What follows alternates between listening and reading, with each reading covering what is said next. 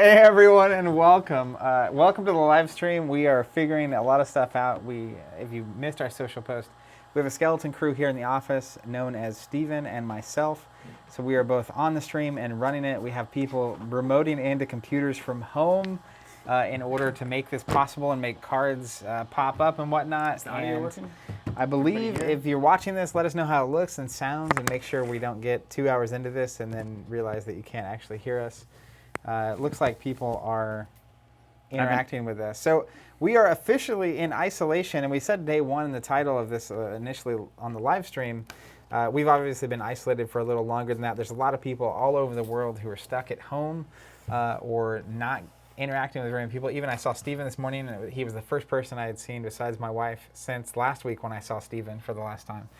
So it's really a bizarre time, I think, in the history of the world, and maybe one of the most notable times in our lives. But nonetheless, we have every intent to stream, as far as I'm aware, 5 days a week.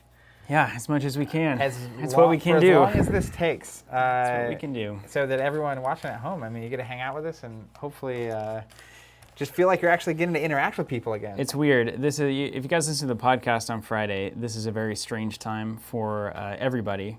It's this weird tension between some semblance of normalcy in everyday life and kind of staying calm and being cool, but then also a lot of disruption happening. Obviously, we had all of Asmodee's releases delayed, so that's a huge impact for us with subscriptions. We have to close the store here in Tulsa. So, given that those two vectors are done. Well, and then, so like last week, we closed the store early in the week. And then by the end of the week, by this weekend, we're effectively closing the office. So everyone else on staff is staying home. They're probably watching. They'll be hanging out in the chat, and we'll be saying hi to them as we go. But as we were waiting, I was watching the comments stroll through. Yes, even all the ones about my hair. But it's an emergency. Yeah, you might need that. You might need to make rope out of that at some point. Hey, at this point, I can't even go get a haircut. So now we're really stuck with it. Yeah, I know. I was thinking the same thing. But I'm just picturing the thought going through your head. Like, or actually, you won't be able to get a haircut. So like, you're going to start shaving? You're going to bake it? I think I'm going to grow it out. I think by the end of this, we'll both look like we did when we were teenagers? Like a yin-yang Undertaker situation. Right. I was thinking about because I was like trimming my beard up this morning, and it was like, I could just let this thing go, and we could say, that won't happen. I'll keep trimming my beard as long as I have electricity.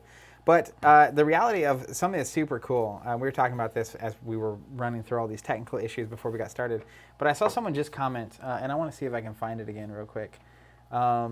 Yeah, I can't even read the name because I think it's in Hebrew, but it's saying hi from Israel. Oh, very cool. We had people saying hi from Denmark. Apparently they've been on lockdown for 2 weeks, and it's just been extended to April 13th. So this is going to be a time where obviously a lot of people are stuck at home, and I feel like hanging out and playing games, and we have a schedule. I will tell you, I was brainstorming this weekend. I'm weirdly positioned for this. It was like I intrinsically knew that some kind of lockdown was coming. I started looking at the possible games that we could put on camera that I've been either collecting or preparing or building. You've been kind of hoarding the old games. Yeah. I mean, one of the things that I put together, I haven't even told Steven this yet, but I have 10 built and sleeved Star Wars TCG decks, which is a game we played back in the 2000s as kids together. I can't wait. So that'll be fun, and there's all kinds of stuff. And so one thing we're going to kick off with, it was planned for today regardless of isolation, which is we were going to start an Arkham campaign that we can continue on throughout the stream. But as it happens, now that we're doing it 5 days a week, I have a feeling, I don't know if this is the intent, but we're just going to roll through at least a whole cycle. I think we're going to play through a lot of Arkham. Maybe we want to keep going. I mean, I don't know. I think we've got product probably that we can gain access to for moving on to Circle Undone. So if we want to keep going, maybe we will. It's in the building. So I believe the at least current trajectory of this particular set of streams. So we're going to start with Arkham. We're going to play that through. In a second, you want to give us the pitch on what that I'll give you like? The pitch right now. So we're going to call this, and we'll label this after the stream. We couldn't help but have the isolation tag on this one. But in the long tail of this content, what you're about to watch is what it's like to actually buy in and start playing Arkham Horror. This is a question that we've gotten from tons of people over the years, especially now as the game has, I think, undoubtedly stabilized. It looks like it's here to stay for a very long time. We've seen Lord of the Rings has been going on forever as well, and Arkham surely following in those footsteps. I believe Lord of the Rings is approaching a decade. Yeah, it's insane. That's insane. Yeah. It's fantastic. So what that means is it's going to be harder and harder to understand exactly what I need to do with this vast amount of products to actually get into the game and start playing. And so what we're going to be showing you is how we bought into the game. And then every session that we do, at the end of that, we're going to have a $40 budget, so $20 a piece in both. Or together? Technically real money or fake money, but really it's real money. And what we're going to decide is what do we want to buy to go to the next session. Do we want to invest in additional products for better cards for our decks? Do we want to invest in Covenant products like Mythos boards and Investigator sets? Upgrade the table a little bit. Do we want to invest in coin protectors for our Chaos bag, which I have here as an option for upgrade? So we're going to look at how we buy in, the choices that we made there and why. Then we're also going to look at what it's like to upgrade and work on a budget, presuming that you're doing a session every month or every couple of weeks. This is a pretty realistic scenario. Every day at this point. Maybe every day. $20 or $40 a day is pretty accelerated. Quite a budget. But it'll get the point across. One thing to point out as well, so I've played Arkham probably 5 to 10 times total over the past several years, and it's a game that I knew I really enjoyed and I thought was great, but never really got around to. And part of that is because I had various groups of friends that were playing Arkham together, but like I just never found a home. You gotta get in or you're out. It's yeah, like you gotta either find a session, crew or really. not. It's totally like a role-playing session. So for all intents and purposes, throughout the stream, I will be the new person on the block, right? I'm very excited to see, because I've been continually tempted myself to dive into Arkham and just never have. So this will be really fun just to get to see, have an experienced player basically coming in and walking me through this process. That's exactly what it's going to be. You want to get started? Let's do it. Let's kick it off. So for everybody on the chat that's sounding off from where you're from, thank you so much for doing that. That's amazing to see. I wish we could read them all. There's a ton there, so feel free to talk to each other in the chat there. This is just a time for all of us to be together in a very strange world right now. So feel free to chat and do what you like. First of all, Zach. Hit me with it. I'm gonna pass those over here. That's immaterial now. So the first thing that we did, It doesn't seem immaterial. we basically said, okay, realistically, how is the best way to buy into this game? And we also thought to ourselves a little bit towards, also we're going to be making this content, so we made some probably not terribly different decisions than most people would make if they're actually playing. But the first thing that we had to do was buy the core set. So everybody's going to have to buy at least one core set. Now, a lot of people will tell you need to buy 2. We have told you that you need to buy 2 core sets. That is true for a lot of reasons that we'll show you during the deck building process. But for now, we actually are just sticking to 1 core set. It's too much of our budget, man. To see if we can do it. Yeah, so we're just going to have the 1 core set. That gets us all of the tokens we need. It gets us all of the base scenario stuff that we need, etc. Did you mention our starting budget? Our starting budget turned into, we didn't know what it was going to be coming in. It was about $200 MSRP. So about $100 each MSRP. Yeah, $100 each. So I mean that's fairly reasonable. I mean, but that's like the core sets are what, 40? Core set's 40. So like a second core set would be like 20% more of the budget. It's a big part of the budget. Yeah. So we start with 1 core set, and then we wanted to play a cycle that we thought nobody would really care about getting spoiled, because it's often panned as either the hardest or the least satisfying or the most insane in the game, which is the Forgotten Age. And it's important to note there as well, that's one of the things that makes it difficult for us to make content about Arkham, is that inherently the thing people are excited about is the new stuff, but then there's also a lot of people that maybe haven't played it yet, so then you're spoiling whatever's going on. Yeah. So that's actually how I forgot about that point until you mentioned it. Yeah, so we wanted to go backwards. So we got the core set, and then we went ahead and bought the Forgotten Age Deluxe expansion, which kicks off the Forgotten Age cycle, and then every cycle has 6 packs that go with it. So we got all 6 of these packs as well. And if you're totally new to Arkham, side note, the core set, I believe, comes with a handful of investigators and the decks you can build with them, and then it also comes with 2 or 3 chapters of a story, right? Yeah. And then these deluxe boxes kick off a new story, right, with a theme and whatnot. And then these little packs actually each add a chapter to that story. So there's typically 6 chapters on top of the 2 or 3 you get in the core box, or and the deluxe box. That's kind of, it's interesting because it does mean that the sequence of a cycle is important. So if I just bought this pack off the shelf, I could use the player cards in my deck, but the scenario, if it's like the 4th scenario in the cycle, I'm not going to be able to really play anything. I could do a one-shot, but really you start from Chapter 1, which is the deluxe expansion for the cycle, and then you buy sequentially from 1 to 6 on the actual Mythos packs of that cycle. You see they're all the same color, they match, and on online store that's worth anything, they're going to have it categorized for this is what the Forgotten Age I think stuff on our is. store you can filter it by those various cycles, so you can see the box and the chapters. And that's actually led to some difficult choices and moments, because I know a pack I hear about all the time is like the Miskatonic Museum. I don't know what that means. It's out. I just hear that name, and it's apparently got really good player cards in it. Our deck building is way worse because we can't get that. Yeah, but that also means that not only can we not get that for this, but that cycle is a story that's hard to tell. Yeah. So then even if there are other cards in that cycle that you want, now you have to kind of buy a story that you can't tell to get the player cards. So that's one of the improvements that I really love about Champions, which is the packs are fully contained units in and of themselves. That's right. So if you were a new player, I would say you could probably stop here and have an experience with Forgotten Age, although it's going to be pretty difficult because you're going to lack a lot of cards that have been released throughout the game that make certain investigators a lot better, especially like level 0 starting cards. Here's a question for you from Jared Pine in chat. He says, if I have 2 cores in Dunwich, can I skip a cycle that is to get one that's more readily available to play? Absolutely. Yeah, so a campaign of Arkham is 1 cycle and then it's over. So some people can go from like the same investigators from core set all the way through every cycle. I've never done that. I've never even really seen that. That's something that I would do well later on when I was looking for like a marathon session. Most of the time you pick your investigators, build your decks, go through 1 cycle, finish, and then start a new cycle with new investigators, new cards, etc. Nice. So I would just say, yes, go to any cycle that's readily available or that looks interesting to play. Hopefully both of those things are true for 1 cycle. So if I were a new player, I would just do this. That's under $200. So a core box, a deluxe box, and all the packs that go with that. That's it. Yeah. So the core and then a full cycle. Now, because we wanted a little more interest on the stream, we went ahead and also picked up the newest deluxe so that we could use the newest investigators.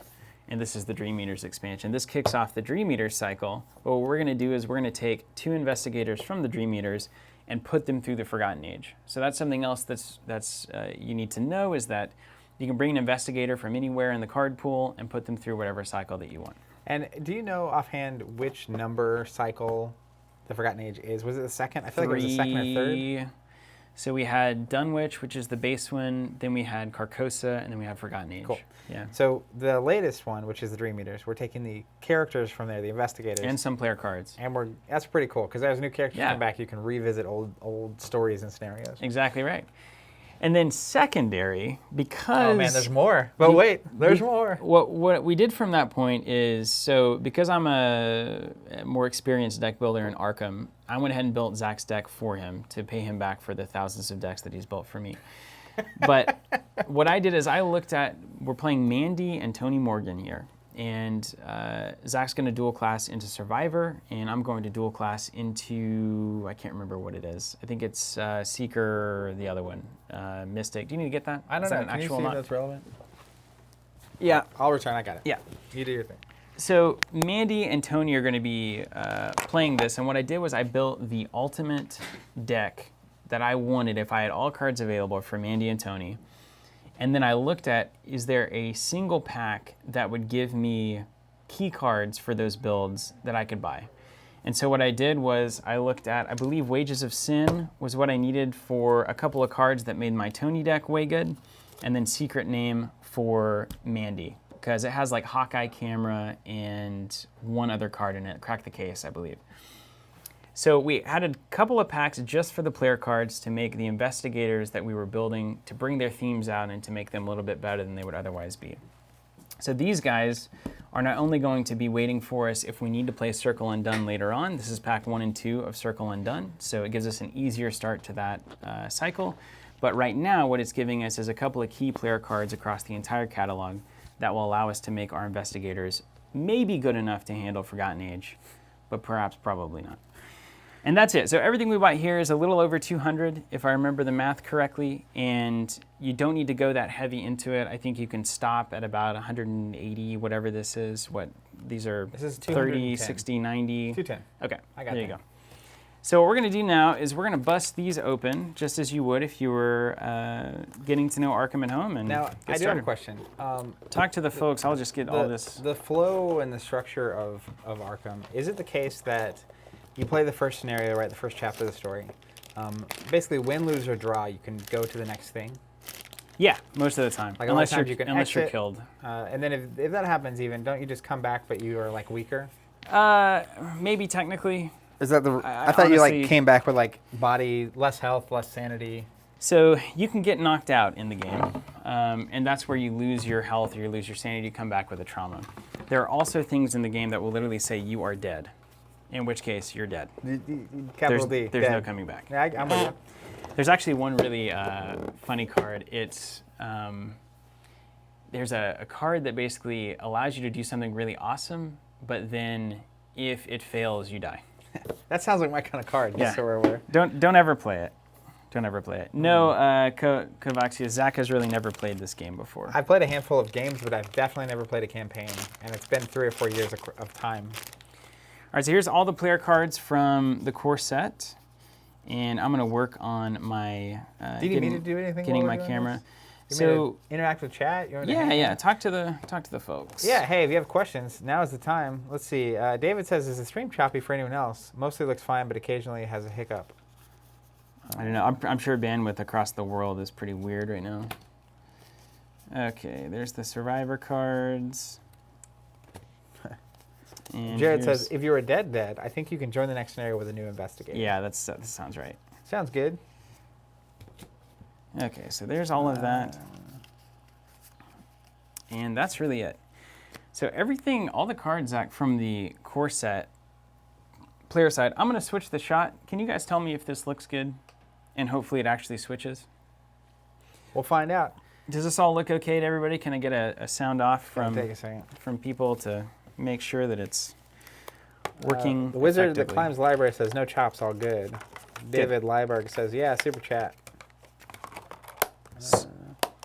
I just saw a question. Jonathan asking, what all LCGs will we be playing on stream?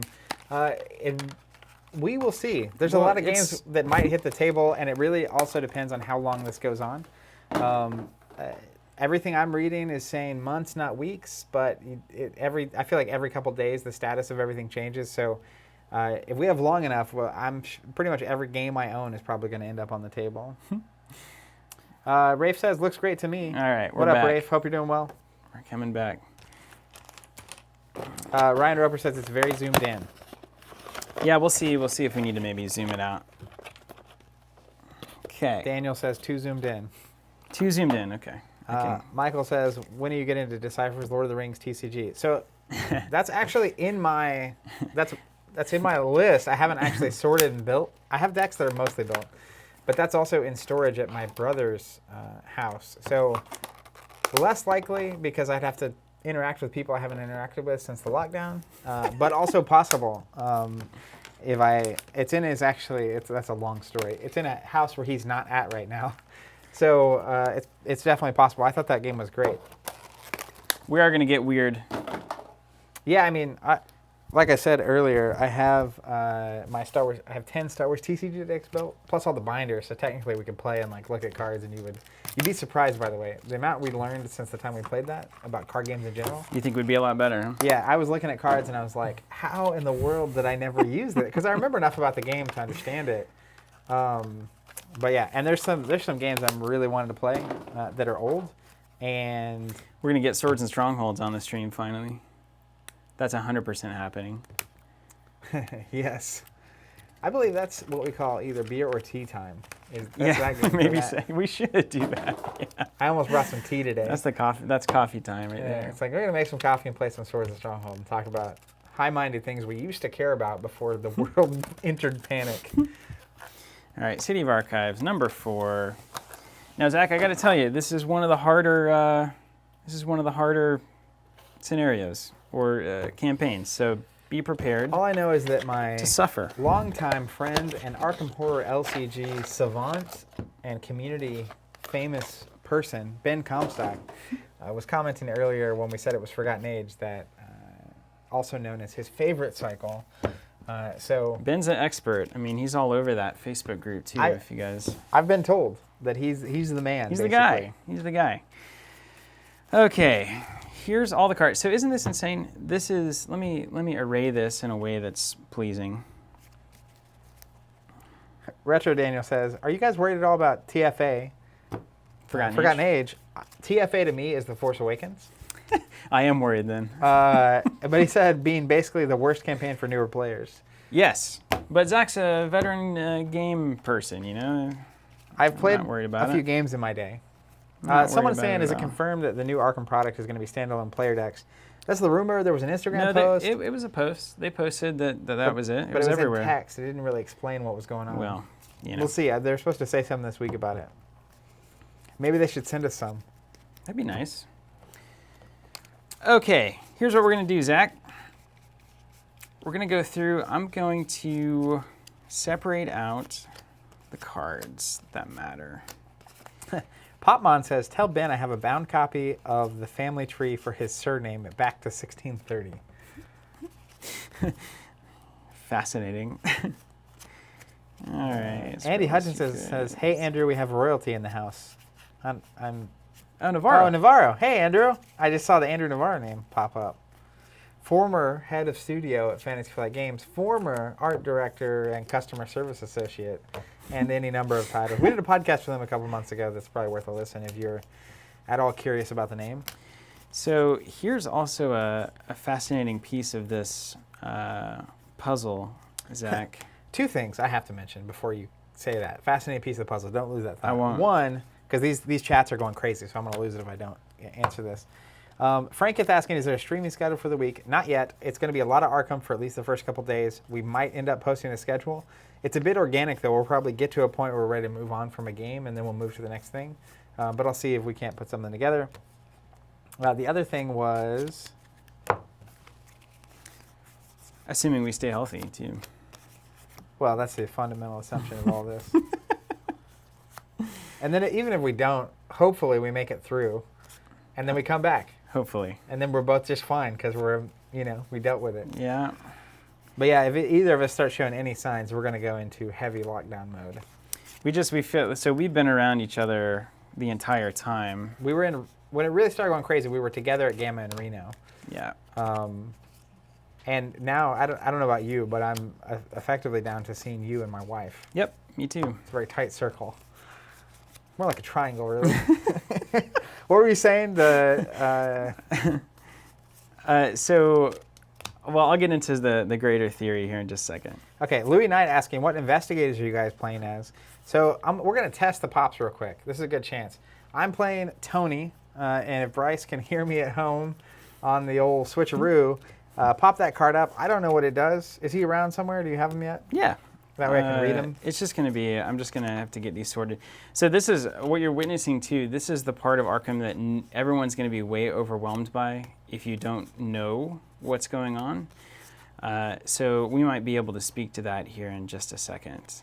Yeah, so you're opening, sorting, and is there a method to the madness? I see like different colors. Are those like the classes? So what I'm doing right now is I'm taking out every card that you or I could potentially run.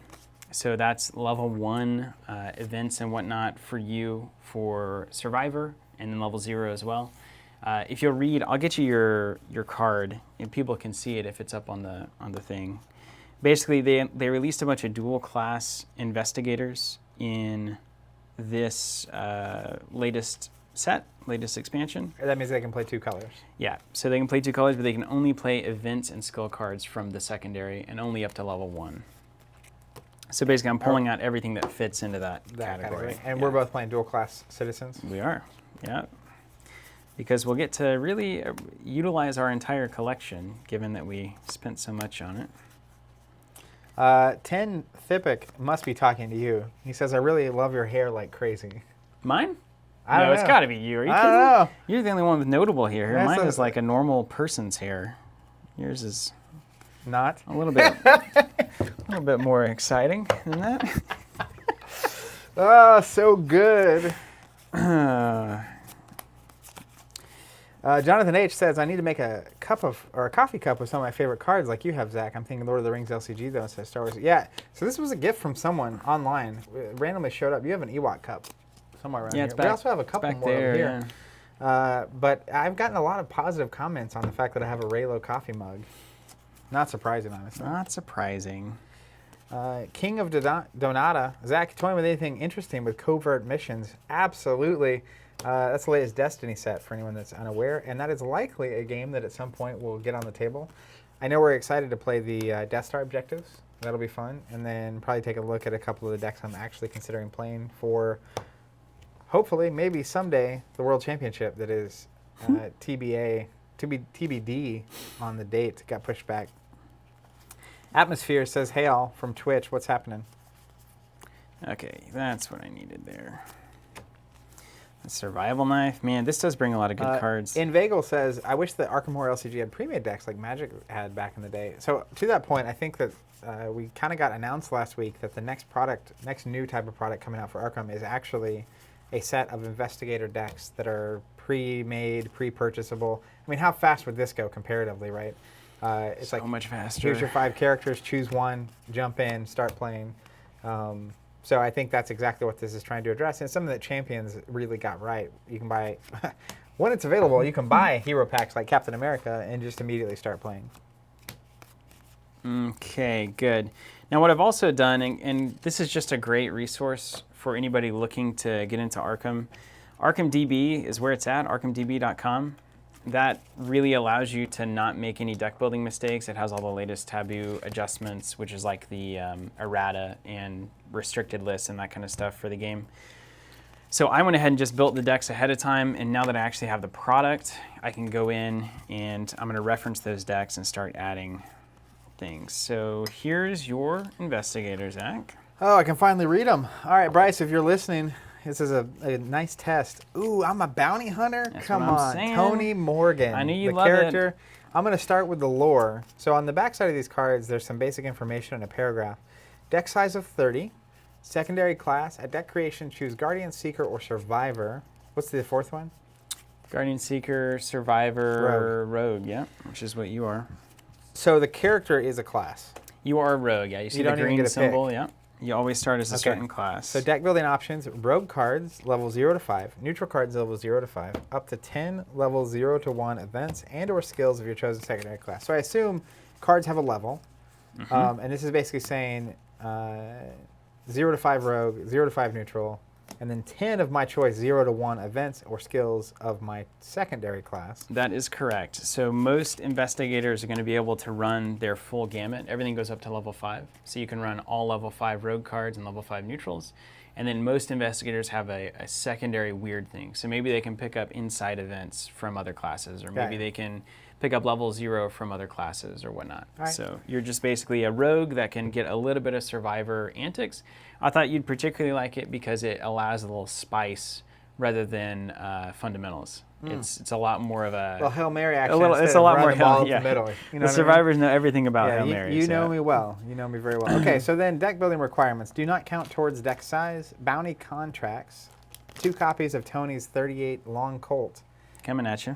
Tony's Quarry, and 1 random basic weakness. We'll get to that in a minute, but I'm just reading this guy down. Yep. Then his paragraph of flavor text. Tony's trekked down low-life scum in every lousy corner of the world, but nothing could have prepared him for the thing he killed in Innsmouth. Is that how you say that, Innsmouth? Yeah, which is cool because that's the next cycle we've got coming up. Then like next cycle. It's the water one that I'm just insanely excited about. It had the form of a man, more or less, but it was covered in loathsome scales and slime, like horrid creatures of the deep.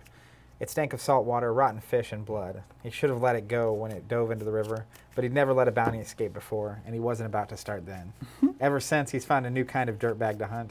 Ordinary mobster or otherworldly monster, Tony will take it down if someone is willing to pay him for it. Boom. Sounds about right. Tony Morgan, he's got a 2 brain or face stat mind, a 3 book, 5 fist, and a 2 wing foot. Yeah. So if anyone having a 5 on a base stat that's notable. So 5 punchy to me makes it seem like I'm going to be a good fighter. That's higher. 5 is the highest that we've seen on a starting stat. Okay. So it kind of gives you good an at idea. Fighting, yeah. He's pretty smart, and then he doesn't quite have the brains or the speed of a champion. Yeah. And you'll often find that's the case with a lot of investigators. But hey, if you're not going to think about what you're doing and you're not going to be fast, at least you can beat up whatever's left. That's exactly right. Hopefully you don't get into a fight with someone and like mentally challenging you, which we'll get to, I'm sure. You never know. He's a criminal. He's a hunter. He didn't necessarily seem like a bad guy until now. You may take an additional action during your turn, which can only be used to engage or fight an enemy with 1 or more bounties on it. All right. Then I got a little star symbol, starfish effect. +2, place 1 bounty on bounty contracts. I'll figure out what that means in a minute. Yeah, so if you draw the superstar, which is out of the bag. Yeah, so anytime that happens, you're going to get to reload essentially your bounty contracts. So that's a really good boon for you. Okay. And I assume bounty contracts, that's the card I start with. Yeah, it's right down here. All right, I'll look at that in a second. Your general game plan is going to be to, whenever enemies come out, you're going to put bounties on them as soon as they drop. And then when you're hunting enemies with bounties on them, you're going to be better at it. So you're going to get free actions to do that. And then if you hurt them, destroy them, you're going to get money in the form of how many bounties are on that. So you generate money by destroying enemies because you're a bounty hunter. So it's basically like, and do I have a limit on how many of those tokens I have out at a time? I think your bounty contract starts with 6. Okay, cool. So like basically the balance there is I can put 1 on a lot of things and I'm a little bit better against each of them. But if I pile them up on a character and kill or defeat them, I'm a bounty hunter, so I'm going to use the word kill. Then I collect a bigger bounty, but I get benefits against less enemies. So that's correct, yeah. It's a little push and pull there. He's also got a quote here. He says, when I find that beast, I'll put it down for good. And he's got 9 heart. Looks like a literal heart. And now I got really a 5 brain. So mental and like health. Yes, so sanity. So you can take 5 essentially brain damage before you're out of the scenario. And that is going to be the biggest struggle for you throughout this entire game. You have 2 defensive, the defensive stats in the game are head, which is willpower, and agility, right? The 2 things you have 2s on are the things that the scenario deck is constantly going to be throwing at you. In Forgotten Age, there's a lot of running from snakes and stuff, so it'll test your agility to see if you get away. And then the willpower is going to be mystical stuff and maybe poisony stuff and whatnot. And it's going to see if you come down with sicknesses and those kinds of things. So in your particular instance, what we're trying to do with your deck is make sure that you're not just going to lose. Yeah. So there's a lot of buffing your defensive stats that we're going to try to get to in the deck. But I feel like my kind of out here is the fact that hopefully I'm good at getting those things off the table. Hopefully. Whereas a lot of people might just normally run. And it's the kind of thing where you need to go back that direction. You have bad things that you're looking at. It's like a knowing grin. I see the knowing smile here. You're going to be surprised at how much you're going to get wrecked here. So what we're going to do now, Zach, is I'm going to pull out all of the cards that you could run in your deck. Level 0 cards. I'm going to read these cards down while you're doing that. That's right. Yeah. Bounty contracts coming up. It's a permanent Tony Morgan deck only. Uses 6 bounties. It's got a circly arrow thing. After an enemy enters play, move 1 to 3 bounties from bounty contracts to that enemy to a maximum of that enemy's health. Forced, after you defeat an enemy with 1 or more bounties on it, move its bounties to your resource pool as resources. So that's what we were talking about earlier. And is this going to be in my deck or in play? Bounty contracts will start in play. Is that what permanent means? It doesn't count towards your deck limit. Okay. Yeah. And then Tony's 38 long Colt. He's got 2 of them. It's 3 cost, I presume? It's top corner? Yep. It's an asset. It can provide a fist, a book, or a wild, I think, the question mark.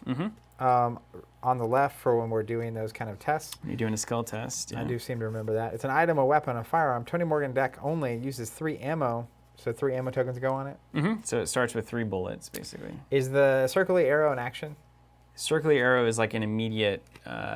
thing? Yeah, so that's a reaction. Okay. So after you play it, this thing happens. And then the regular arrow is an action? So that takes an action to do. So after you play Tony's 38 long Colt, play another Tony's 38 long Colt from your hand at no cost. And these are my deck. Yeah, so if you have 2 of those guns in your hand, you can play them both at the same time. And that's what I want to get to, because that seems really efficient. It's not really what you want at all, actually. Really? Which is a great, very surprising, I know. What is this game trying to do? It's already confusing me. You stumbled into the trap card on. That's great. So that's one of those like cool thematic things that is a trap.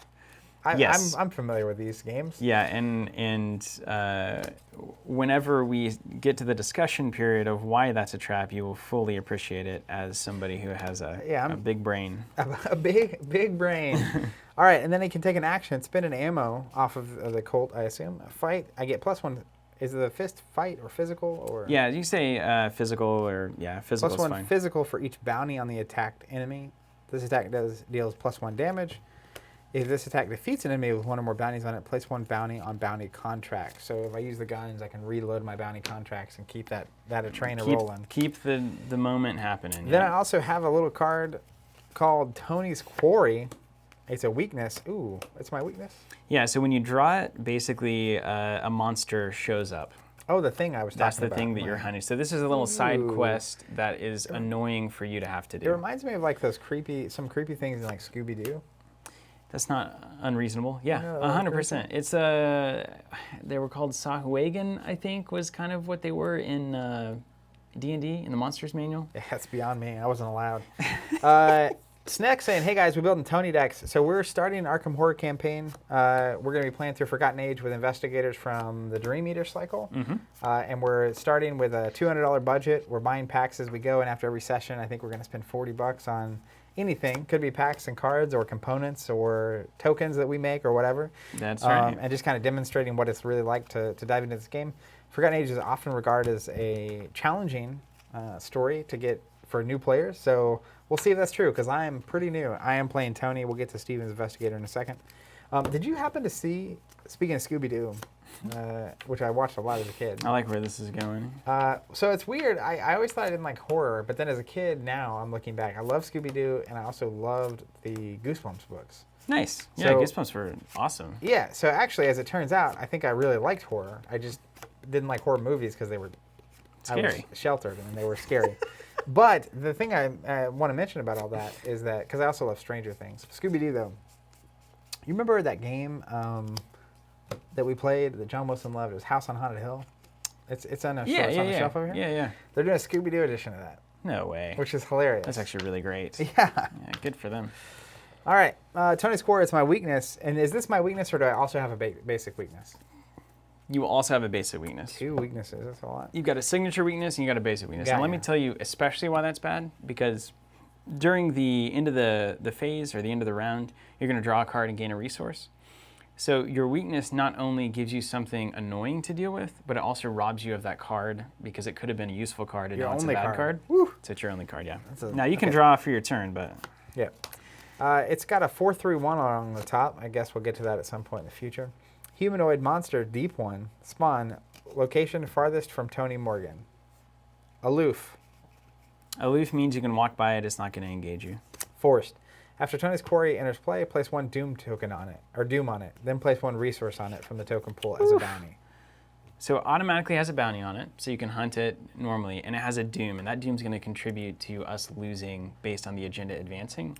All Doom on the board contributes to that number.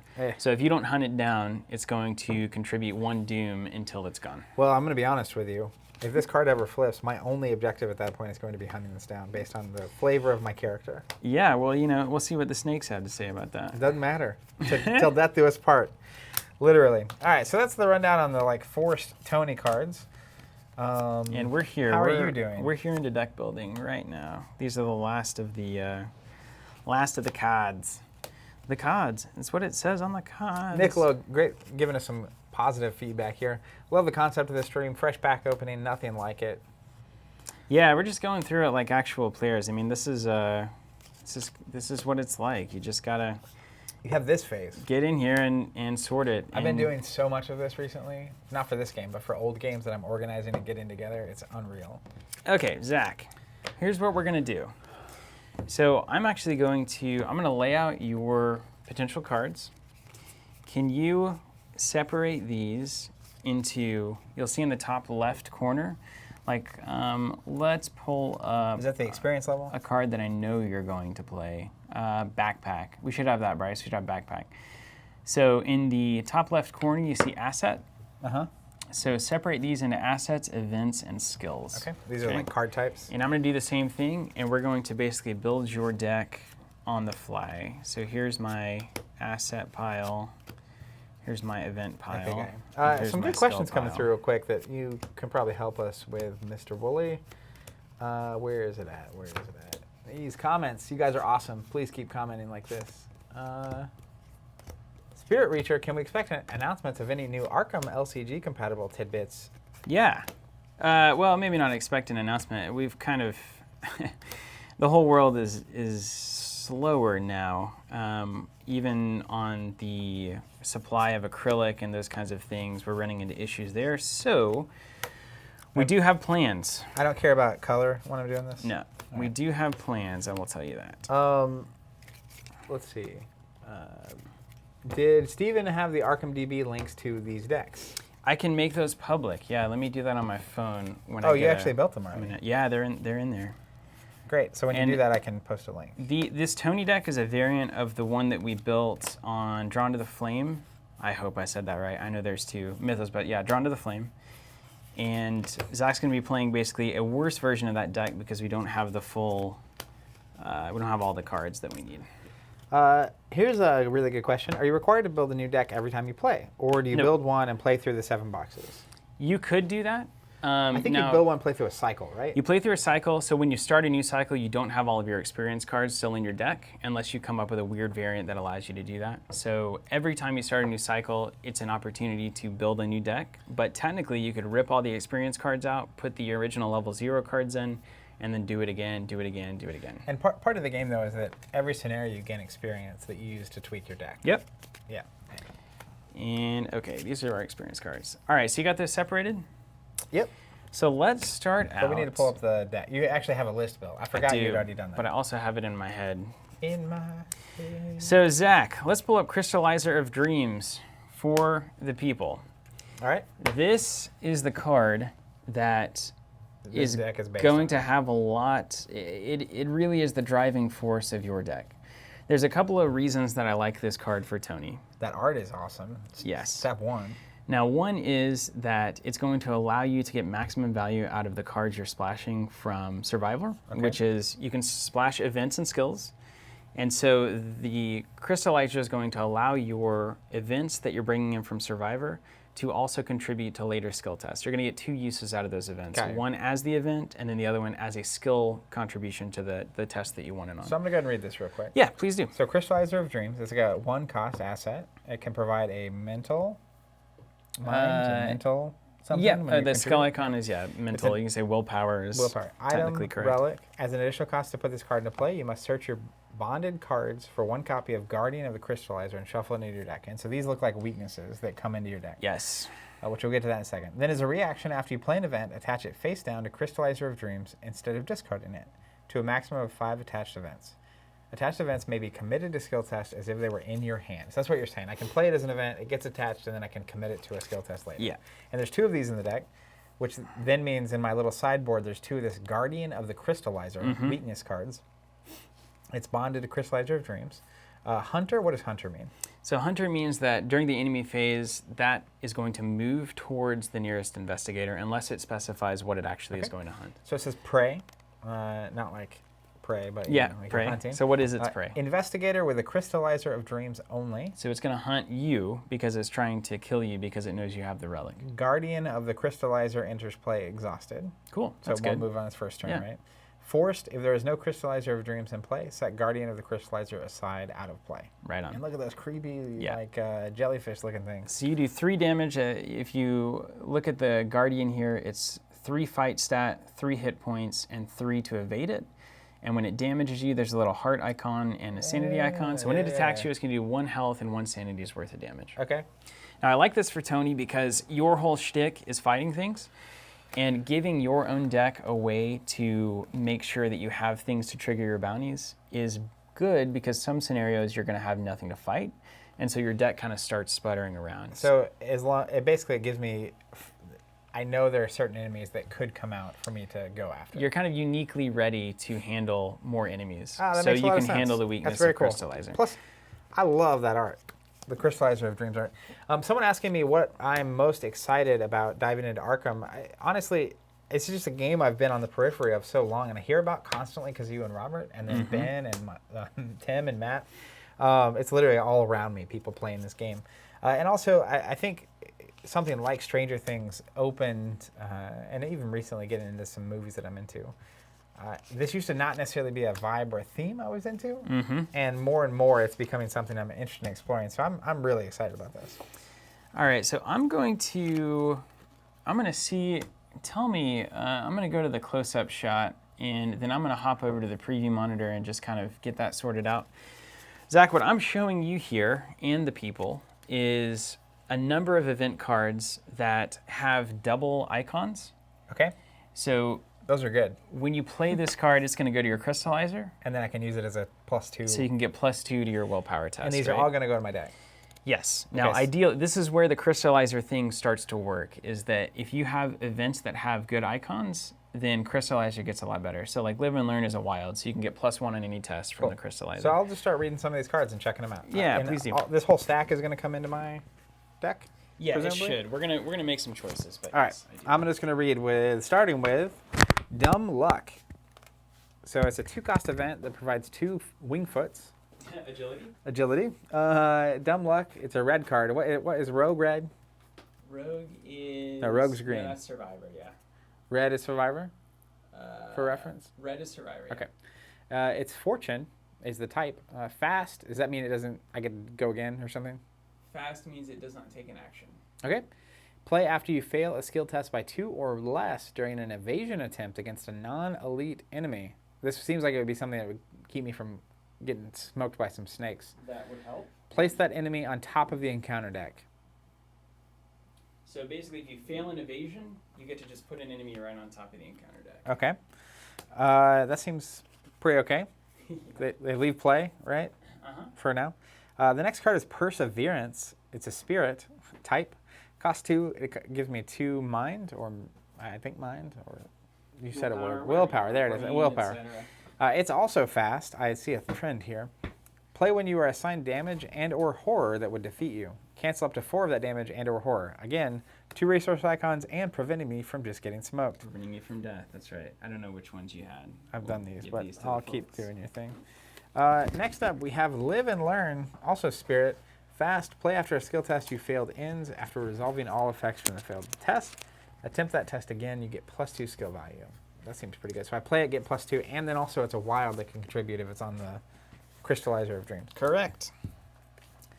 All right, next up, we get, in quotes, you handle this one. A 0-cost event that provides a book and an agility. It's fast, it's a trick. Play after you draw a non-peril encounter card before resolving that card's effects. Choose another investigator that investigators consider to have drawn that encounter card instead. Gain a resource. That's right. So you give one of those bad tests to me because I have better stats to handle them than you do. And you get to handle them, and then I also get a buck. Yep, that's correct. Next up, we have Swift Reflexes. It's a gambit. 2-cost, 2 wing foot, also known as agility, apparently. Fast, play during any investigator's turn except during an action. Immediately take an action as if it were your turn. This action does not count toward the number of actions you can take this turn. That seems good. Yeah, so and it's it gives you the 2 foot. foot. My turn. Yeah. And then I put it under, and then we're off to the races. In the middle of nowhere, you can just take an action. And then finally, Intel Report. It's a favor. It's a service. Discover 1 clue at your location. Oh, it's 2 cost and 2 book. And as a reaction, when you play Intel Report, increases cost by 2. Change Discover 1 clue to Discover 2 clues. Whew. Also, another reaction is when you play Intel Report and increases cost by 2, change at your location to at a location up to 2 connections away. So could I potentially pay 6? Yes. Discover 2 clues up to 2 locations away? And so Tony presumably is going to have a decent amount of cash from all the bounties. Making all that money. So there's one constant in Arkham, and that is that you're going to need clues. And so I like for every investigator to have some way to get clues. Does that make sense? Yeah. That's the way I would do it. All right, I'm going to change the name of this deck. I'm going to put Covenant in there, and then I'm publishing this. So anyone who wants to see this, I will go ahead and publish it now. And we're published. David Whitfield asking, side question on Champions. Have you been able to play Thor yet? Some people have disliked him, not understanding that he is not the blunt instrument they expected, but is actually more like Iron Man. Haven't played it yet. I have it. I believe we're expecting to get the Wrecking Crew reprint soon, which is a scenario pack we've been waiting on to. They're sending that, right? To play. Even in the delays and all that? As far as I know, but until I have it in my hand, I trust nothing. Yeah, that's exactly right. Nothing. Okay, here's the other thing we're going to have to consider. I wouldn't be surprised if we stream that at some point. Side note. Yeah, I wouldn't either. What are we considering? You're gonna make a choice. So originally, we had Crystallizer of Dreams, and here's the weird thing about this game. So you see on Crystallizer of Dreams in the bottom right, there's a necklace there. Mm-hmm. So that's your accessory slot. So you get one thing per slot. Similarly, on Switchblade, for instance, that's a hand slot. So you have 2 hands. You have 2 hands, one accessory, one necklace, one body, one arcane slot, and do I have boots or pants? That's or it. No, I don't think I have no a boots hat or slot? pants. No hat slots. So there's a card that costs experience called Relic Hunter that allows you to have 2 accessories rather than 1. But I believe that card is in Miskatonic Museum. So because we can't buy Miskatonic Museum, I don't think it's worth moving forward with the plan that I originally had. Now, the awkward thing about that is for the first scenario, until you buy that card, you just have to have 2 accessories and deal with it because it costs you 1 experience to put a level 0 card in once you start playing. Does that make sense? So I basically have a card I am not going to play, which is this decorated skull that also looks cool. Yeah. Or the Lucky Cigarette Case, which is another one. Until we can find Miskatonic Museum. Yeah. So what we could also do with our budget... Just drop it. Let's just forget about it. Just leave you with 1 accessory and optimize elsewhere. That's what I would do. Does that make sense? I'm in a certain kind of mood. Give me a second. We can just proxy Ritual Hunter, technically, just so we can proxy Charisma. Although I just don't want to do it, you know? Mythos pack? That's what we're dealing with here? Yeah. Or, based on... 2 arcane slots. Sorry, guys.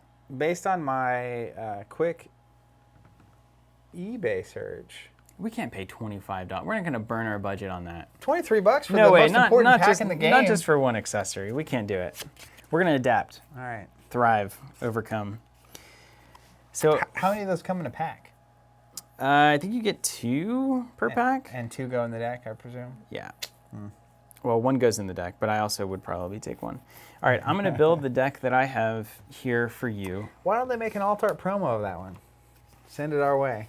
Well, I'm not the right guy to talk to about Print that. Print it. Okay, here's your deck. So we're going to do Switchblade and Derringer. Wait, this is my deck? No, we're going to start building it officially. I was like, whoa. Normally, I would have probably 2 Switchblades, but we only have 1 because the core set includes 1 of every class-specific player card. Oh, we are living the hard life here. Yeah, so this is like so scraping one of the these barrel. weeks, we're going to be like, is it worth all our $40 budget after, or not even week, now we're on days, to just get another core set? We are going to have to make that decision, but I'm going to tell you right now, it's not the decision to make because you have to start with all your level 0 cards in place because it costs you experience to add level 0 cards later on. Where do I see level?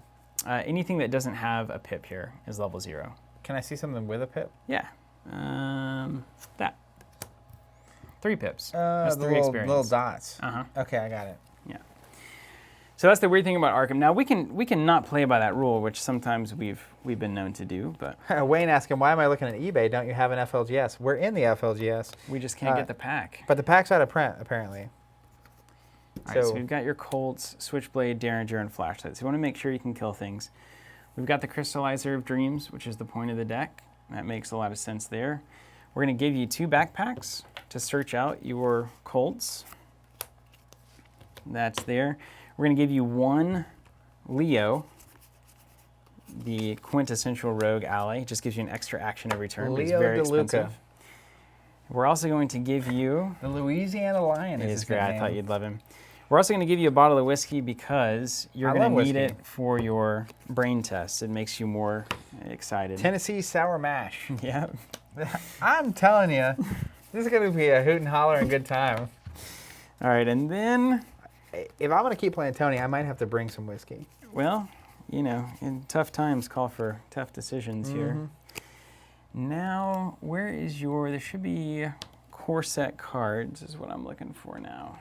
me see if I can find these boys. Oh, Jacob Miller says it's not in that pack. It's in the Essex County Express pack. Is that also missing? I'll tell you real quick. Yeah, please do. If not, there'll be an online order coming, Team Covenant's way. I'm going to go ahead and speak for my budget. Essex. Let's see. Using our site is interesting. Because, Yeah, you can do it. well, I normally do subscriptions. So, oh my goodness, we have it. It's in the building. Okay, then we're sticking with the build. So am I going to have to pay extra when I get that card to put it in something? No, not at all, because Ritual Hunter is a 3 experience card. So we're just going to have you with 2 accessories starting out, and then when you upgrade, you'll be able to play them both. Okay, got you. So basically, if I draw the Decorated Skull, don't play it, because I want to play Crystallizer of Dreams when we're playing. And actually, it's the cigarette case that you want. This guy is so cool. Yeah. Check out this lucky cigarette case. You'll understand the synergy here in what I put together. You picked a good character for me. Look at this. Okay, so read this and think about it in combination with Crystallizer of Dreams. Right. Lucky cigarette case. I love this. 2 cost asset. Gives you one brain, mental, willpower, something. Item charm. Reaction after you succeeded a skill test by 2 or more. Exhaust lucky cigarette case to draw a card. So presumably, if you have all these, so good in this game, if you have all these skill cards, these events that are buffing your skill test, I can win by a lot, and then I can succeed by 2. Draw all the cards. That's the idea. You found the secret to all of this. Let me see how many of these we have. All right, stream. Don't go buying those packs from us. Devastating. Or maybe do. We're still trying to pay people. My bet is so hedged on that comment. It's crazy. That would be hilarious, though. Someone just walks in or someone just buys it out. I'm going to buy those. You can buy them and send them to us. That's fine. It's fun. All right, there's that. And then I think what we need... I really love this concept, by the way. So I feel like so often I get in on the ground floor of a game, and even when I don't, like Star Wars CCG right now, I've been kind of recollecting, and the Middle Earth CCG, another one, old game that I'm collecting. I can't wait to see that one hit the table. Oh my, I'm so pumped. You have no idea. That's a different conversation. But the playing with a limited budget like this, and like you have to play to earn more stuff even, is actually like weirdly fun. That's the thing, man. We talked about it, about when we first started the Warhammer Champs. Yeah. We started that and we were like, we should play this like our old way of playing things, where we had to like figure things out and have a limited pool to play from. Yeah. And when you actually do it, it's like, this is part of the fun. This is better than having everything. Yeah. I mean, and I feel like it becomes part of the game, and it even like incentivizes actually playing, because like after every session is when we're gonna add stuff, and like that means you have to have a session in order to add things. You can't just like conceptualize it all. Here's what we needed. Okay, so I'm looking for this is it. So look what I found, Lucky. So here's 2 of the best cards in the game, and this is really, to me, what makes Survivors so good. So we'll pull up, look what I found. Okay. There's that one for you. Not only does it have the 2 icons you're looking for Crystallizer, but you can see what it does. 2 cost event with 2 books being provided. Fortune, fast, play after you fail a skill test by 2 or less while investigating. Discover 2 clues near location. So you can just punt the test and get 2 clues. Anytime and then put this under, and then now I have some books to contribute. Anytime you can automatically get clues, take it. We're also going to add 1 copy of Lucky, which I believe is the best card in Arkham Horror. Should I be stacking all these up? Yeah, that's fine. Lucky, a 1 cost event. It's a Fortune, fast, play when you would fail a skill test. Get +2 to your skill value for that test. So after you fail, you can get +2. You can get +2 immediately, yeah. And that will save you in a tremendous number of interesting ways. And I only have 1 of these. You only have 1 because we only have 1 core set. So we each have 1. We would have had, only 1 of this card is in the core set. How many can you put in your deck? 2. So 1 of every player card is in the core set, which means you cannot have 2 of any of the quintessential cards. Which now brings to bear why the individual standalone print-on-demand decks for $15, presumably $15, are so important. They make a lot of sense. Which is like, if I have to buy $80 of core set just to build a reasonable deck, that is a significant barrier of entry, especially when you realize to play a story, you have to buy the box and all the packs. So that makes a lot of sense. It's true. Okay, so then we're going to do these. We're going to give you some live and learns. Retro Daniel, question. I know Zach is new, but are you planning to follow Taboo or not? Yes, we are following Taboo. Snack says, literally worth buying a second core set just for a second copy of Lucky. I totally agree, but we didn't do it. So you're giving me Lucky. I can't run it. You're the survivor. Oh, classes and stuff. Yeah. Okay, look what I found. 2, you handle this one. And for anyone following along, Arkham DB, I just published the deck. Covenant is in the name. It's a Tony deck, so you should be able to find it. Cunning Distraction. Now, How about I find it and link to it? here you go. Arkham DB. Cunning Distraction or Dumb Luck? Huh. This is a good question. The Tony Morgan Job final chapter with week. Nope. No. Is that you? Just No. search, see if you can search the decks for Covenant as the keyword. Or maybe Newest. Newest might actually work as well.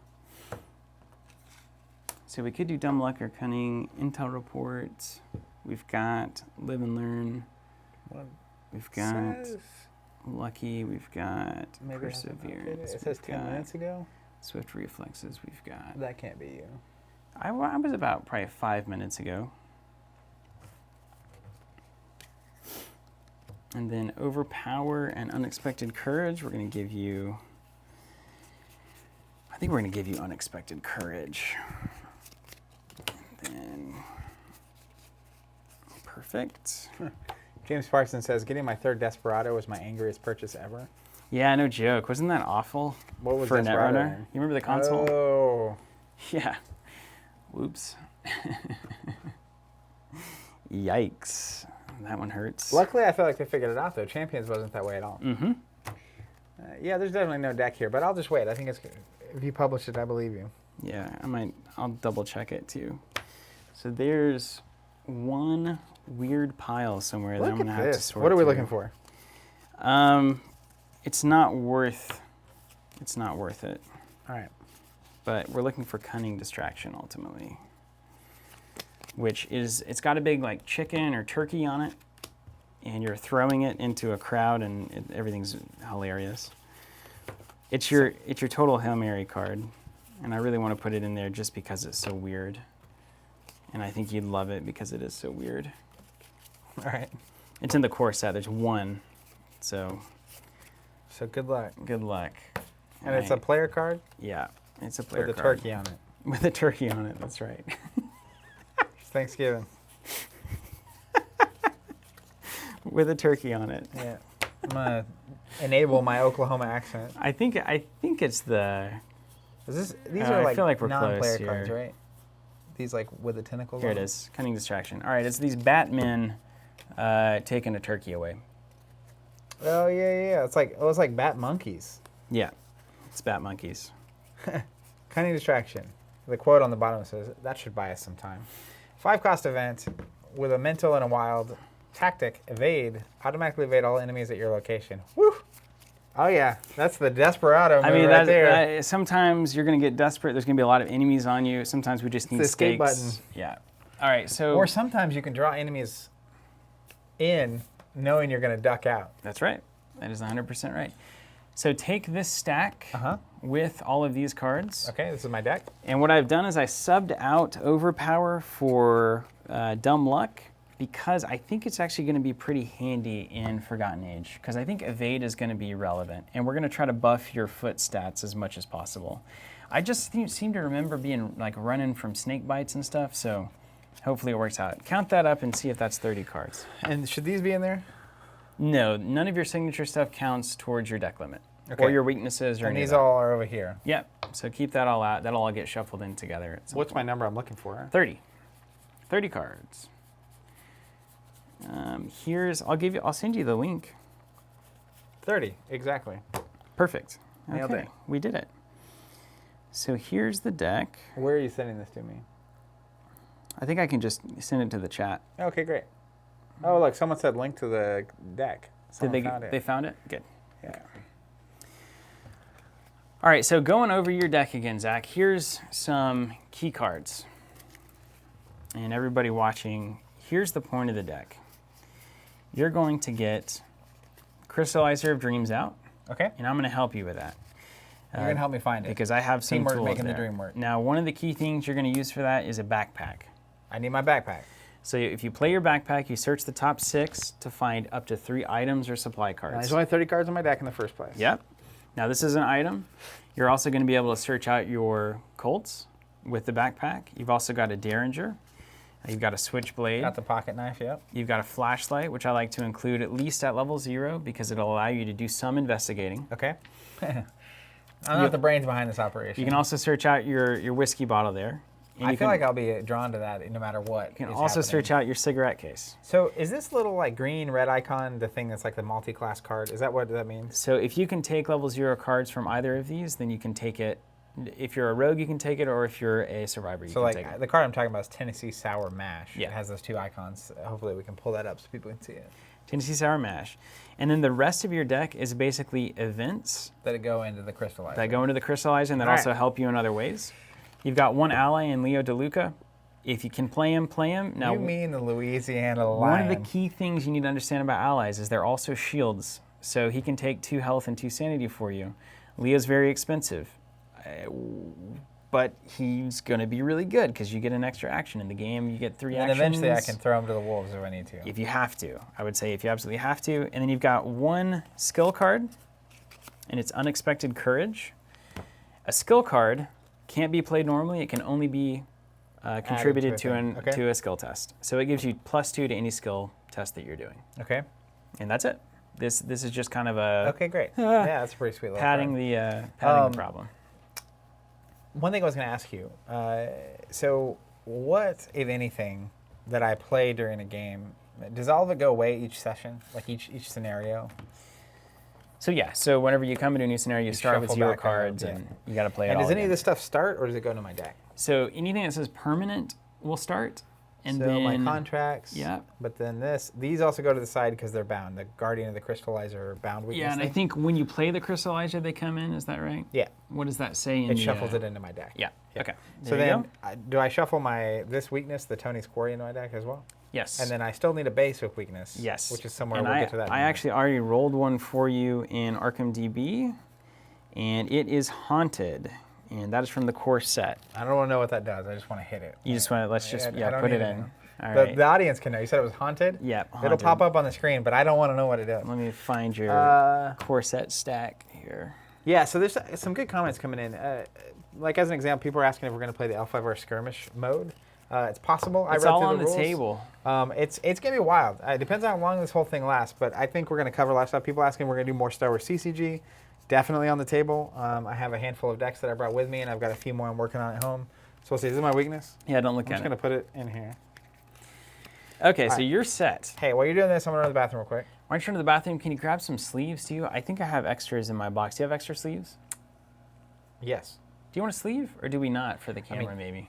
I do want to sleeve. Man, I do too. It feels weird. It feels really bad not to sleeve these cards. Let's not do it. The glare is always bad. Let's not do it. We might sleeve post this session. I'm going to be right back. All right, and then you need a drink? No, I'm good. Meantime, I'm going to pull up and publish this Mandy deck, everybody following along. So I'll do the same thing. I'll name it Starting. And then I'm going to be going with a Pendant Queen build for Mandy, which I saw and immediately was drawn to. And she seems like the perfect investigator for that. So Mandy Limited Starting Covenant. Publish that thing. Now, I originally was going to have the 2 allies in here, but I definitely can't take Charisma because I think that's in Miskatonic, is it not? I think Charisma's in Miskatonic. So I'm going to swap that out real quick for another card that I might want. For Covenant Stream. Here we go. All right, we should be live on Arkham DB. I'm not going to be able to see the chat for just a second while I get this built. I'm going to change that. I'm just going to hang out with you guys. Yeah, I agree, Jeremy. Let's sleeve. I'll make sure that happens. I like that idea as well. So let's see, Mandy. I don't usually play Seekers, but I figured that needed to happen because it's important to have things that can get clues. Nobody would deny that, right? Charisma is also Essex. Are you certain? That's fantastic. Yay. Great, guys. Great. So my plan's going to work. So I'm going to pull those allies out right away. First is going to be Mr. Rook. There's never been an ally better built for an investigator than Mandy and Mr. Rook. And then I'm also going to get Ellie, Dr. Ellie Horowitz, who's going to help me with Pendant of the Queen by pulling out relic assets. She's so good with Mandy, it's troubling. Okay. Oh, you're totally right. That is two magnifying glasses. We'll have to drop one. Okay, Hawkeye folding camera. That's from the pack that I definitely chose to include for Mandy specifically, because that card is pretty well needed of all the different options that I could have had. There's the Hawkeye camera. Let me pull out one magnifying glass. And what else do I have? Hyper awareness, yeah. I don't usually run those cards, but I'm feeling frisky. We're gonna do the tooth because it's a relic, and that seems pretty good with Ellie. I'm also gonna be looking to buff these particular stats in Forgotten Age, especially with Zach having two of the things that give me his encounter card, so I feel like that'll make me handle those better. Also draw is good. Went with Astounding Revelation because, of course, although maybe that's not right. That could also be a trap, but I feel like I'm just going to follow my instincts here rather than my greater brain. There's 3 Astoundings. Crack the case for the money. Then we're going to do 1 Mind Over Matter because you never know what's going to happen when you need a big test at 5. Sometimes you got to do some punching. I'm not scared. And sometimes you got to do some running. Mind Over Matter. Occult Evidence is going to happen. I think I only take 1 because I'm going with 30 cards. Shocking Discovery also, weakness there. Put these guys away. And then we'll do 2 Premonitions. So I'm taking Mandy into like weird, just weird arcane stuff. I like the flavor of that. I'm not sure that it's very good. Don't tell Zach though. That's not why we're here. That's right. All right, so I'm gonna go to 2 Truth from Fiction because we cut a magnifying glass. And then 2 Ward of Protection. We decided we're going to sleeve. I guess I should have told you that well before. Before I completely remiked. A Ward of Protection is probably a 1 of 2, isn't it? Jeremy Young is asking, did we detail the products that we're using? Yeah, we did. We did it earlier on, but it's the Forgotten Age cycle. So the deluxe and the 6-packs, and then the core set. And then we took Dreamlands for the 2 new investigators, and then 2-pack Secret Name and another one that somebody probably remembers for specific cards that were great for these investigators. All right, Ward of Protection, Working a Hunch. I'm gonna get 2 of those. I just thought of something genius. Oh. Yeah, I got a lot of wild ideas in these times. I'm dangerous right now. Here's a question for you, Steven. Is that also, that's also, golly. Here's a question. 1 of these is awful. Ugh. Man, we need another core set. Goodness gracious. It's horrible. This deck building is awful. I'm glad that's why we suggested in the buyer's guide. It's like spot on. Well, it's never too late, but it is a little too late. It's too late. Here's a question for you. Adapt, overcome. As someone who has no idea what to do here, how many sleeves do we need? How many colors, etc.? I mean, this is a good thing. A lot of people are probably asking when they're first getting into a game like this. Obviously, we need 30 cards for a deck, probably like 40, 50 total. I would do probably, like 40 to 50, really 40 of one color, and then I like to keep my investigator in a different color. The actual investigator? Yeah. So like if I have a handful of unique sleeves? Investigator and then any permanents. So like anything that starts the game out can be in one, and then everything else is... Now, the grand question there is, I assume we won't be sleeving the like campaign cards? That seems like a lot of work. No.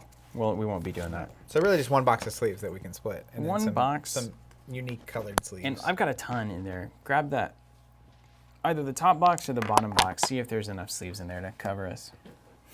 A common refrain. Okay, friends, I need to make some decisions. I'm down 1 working a hunch. I'm down 1 deduction. I'm up to truth from fiction. So if I'm not mistaken, I'm going to be 2 cards short, plus 1 card short from that Holy Netrunner. Ward of Protection. Yeah, there's a lot of Netrunner cards in there. Where did these come Any sleeves in there? Random sleeves? Not like loose. Weird. What about the other one? Let me just look at my desk. They could be in like Dragon Shield boxes too, because you know, Like back boxes. as you do. See if there's any in there. There could be some. 1, 2, 3, 4, 5, 6, 7, 8, 9, 10, 11, 12, 13, 14, 15, 16, 17, 18, 19, 20, 21, 22, 23, 24, 25.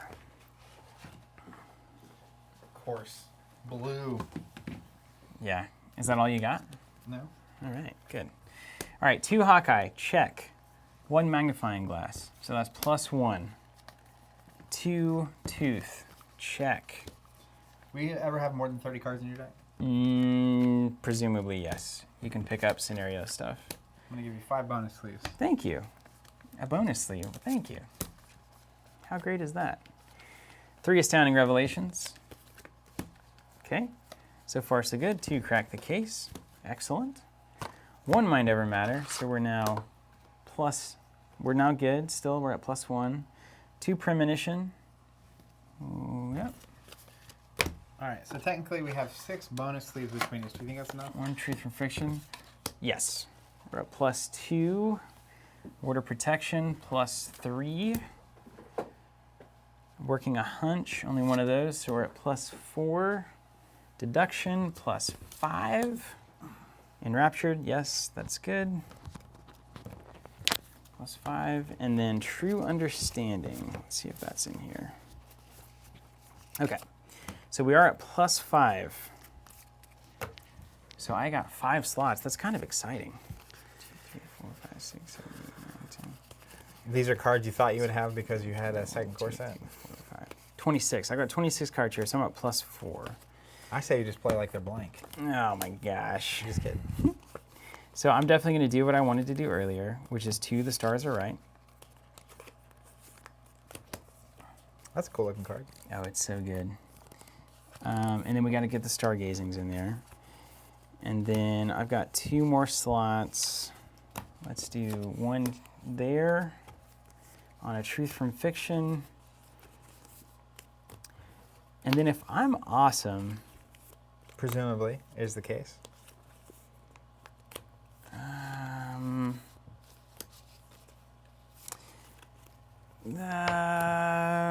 I might change this a little bit. Give me a second. Let's see if Mandy's... I think I want to start on the Ancient Stones. Seba says Stars Are Right cost experience. Oh, yeah, you're right. That's right, because it's the stargazing play. I need these Ancient Stones. Insightful Strike, I don't mean to be a pain, but our LCG is not being shipped on time. If not, that's perfectly okay. I completely understand. I don't know yet. We will presumably be posting or sending an update as soon as we have confirmation. Wait a second. Do I have more than 30 cards here? What happened? It's a question for you. But yeah, we'll be posting an update at some point about that. Okay, so Ancient Stone Identified is 1. Okay. So I think I've got 1 slot left. Yeah, we saw, so Asmodee said what? That they're delaying new releases? Is that right? Until at least through May? Is what they said now? Yeah, so we, after close of business on Friday, got an update from Asmodee. I think it ended up online as well, a post about it, saying that new releases in April were being postponed because a lot of retailers can't be open right now. Presumably a lot of the product coming out would go through retailers typically, so you have this kind of weird scenario. And so I believe we are trying to get final confirmation on exactly what's happening and when. but we'll be taking that a step at a time once we start hearing stuff. It seems like there's a lot of things going crazy right now, so we'll see what ends up happening. Open game, reveal 5, each one of those tokens. I realized that I had the 30 cards, but then I added in the various stuff, like the 38 The weaknesses and weaknesses, stuff. yeah. So I'm going to unsleeve these and give you these sleeves, and then I'll grab my sleeves. Okay, cool. Vantage point, that's not terrible. Persuasion's hilarious. Maybe that works. Vantage point, anybody like Vantage point? Insightful Strike saying thanks. Of course, appreciate you being a subscriber and for you hanging in there with us through this crazy time. Milan, medical text, no. Barricade, that's kind of fun. Huh. That's kind of fun. Maybe a barricade against these snakes would be interesting. Didn't know Forgotten Age was so snaky. Oh my gosh, it's so snaky. You wouldn't even believe it. Someone, Sierra's saying Dream Diary might be good. I don't know what Dream Diary is. It might be good. It might be good with that research librarian. So I'm gonna upgrade into old Pendant Queen. Let's see if there's anything relevant to that. Crack the case. Insightful Strike saying, what investigators are you building? Jumped in midstream. I'm playing Tony Morgan and Steven's playing Mandy. I don't know her last name, if she has one. Okay, stars are right, stargazing. I'll put these guys together. This is for you. This is for you. Scroll of Secrets, no. No, definitely not. It's fun. These limited deck builds are so weird. 2, 3, 4, 5, 6, 7, 8, 9, 10, 11, 12, 13, 14, 15, 16, 17, 18, 19, 20, 22, 23, 24, 25, 26, 27.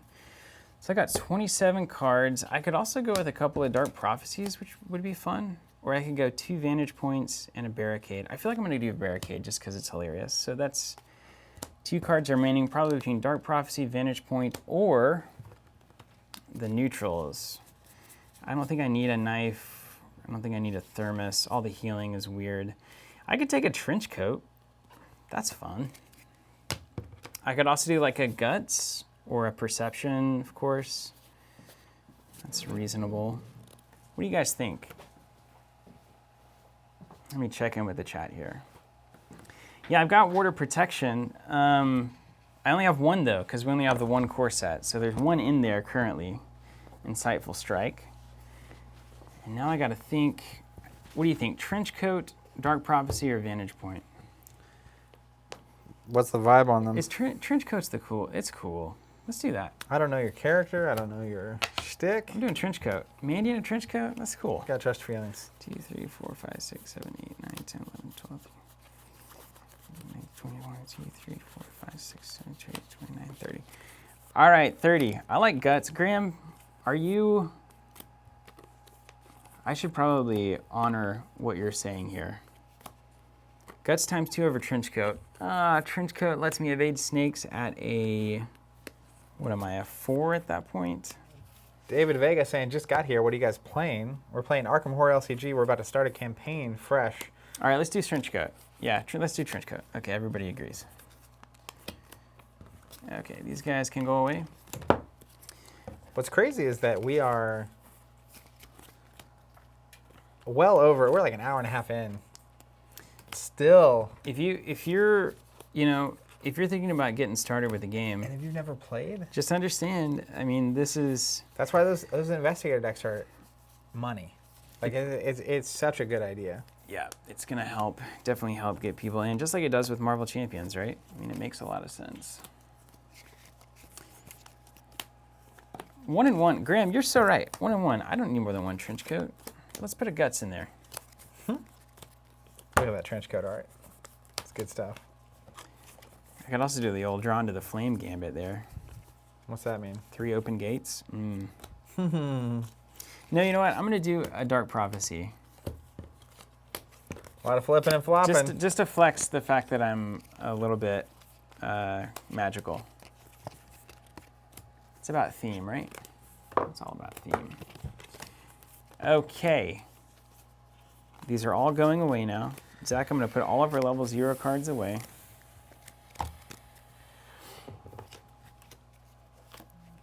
And we won't ever have to worry about them ever again. And then we'll have a pile of potentially upgrade cards that we can use. So I'm going to go ahead and sleeve these potential weaknesses in the same color as my deck, because they could end up going in the deck. Yeah. I'm not going to sleeve my Investigator because he's two-sided. Is the backside ever going to matter? No, really only for deck building. All right, well, he's getting sleeved then. All right, these guys aren't going to matter. I have These extra are there. purples if you want to sleeve your starting cards in those. And then this guy's out. Okay, thank you. So you're giving me a purple. All right, let me read you Mandy Thompson, the back of Mandy's card here. So I'm multi-classing into Arcane, which means I can do 10 level 0 to 1 events and or skills of my chosen secondary class. So I have some of those in there, which I like. It's like Mandy the researcher being a little bit magical kind of stuff. Makes me excited. The magic of research. I put one, I can do 30, 40, or 50 cards in this Mandy deck. I'm doing 30 because I'm a card player. One copy of Occult Evidence is there, and then Shocking Discovery, and then a random basic, which I believe that I already rolled one, and I think it's a really funny one. It is, it's published. Looking at the wrong one. Graham asking, are we going to play on easy? TFA is hard out of the gate. We won't judge you. Normal? Is easy the mode? Yeah, so you can do mode? easy, normal, hard, or expert. Expert's going to be impossible for us. Well, And hard is probably impossible for us. why is that the case? You'll find out. Because our lack of card pool? Yeah, I mean, we'd have to have seriously tweaked decks, and we'd have to build for passing like level 6 and 7 tests rather than having fun. That doesn't sound fun. Yeah, right? Kleptomania. Ooh, fun. That's going to be a great one. That's in Dream Eaters. All right, let me find my Dream Eaters pile.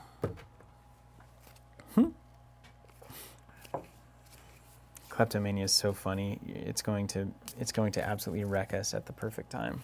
Is this your cat? Yeah, that's Mandy. So you read her ability for the folks, and then you do a little bit of thinking about it yourself. Mandy Thompson, the researcher. She's got a 3 willpower, 5 knowledge, 1 strength, 3 agility. She's an assistant. She's a scholar. Reaction: when an investigator at your location would search their deck or the encounter deck, they may either search 3 additional cards or resolve 1 additional target of the search. Woo! Then we got the stars are right. I assume we pulled a star out of the bag. Effect: +0. Search the top 3 cards of your deck for a card and either draw it or commit it to the test if able. Shuffle your deck. Nice. So what she's going to allow us to do is, while searching the deck, you can either do an additional 3 cards. So this is an investigator, me or you, if you're at my location. So for instance, if you play your backpack and I'm there, you can either get 4 cards instead of 3 on that backpack, or you can get 9 cards on the search. You can either search 3 additional, or you can get 1 additional target. Now, any card for me that says like, search my deck for a card, I can search my deck for 2 cards instead of 1. And so I'm gonna be trying to get into a late game card called No Stone Unturned, which says choose an investigator at your location. They can search their deck for any card. So any 2 cards. So presumably, Rogue has some very strange like late game high XP items that are insane, like pocket watch that like stops time and all sorts of weird tricks.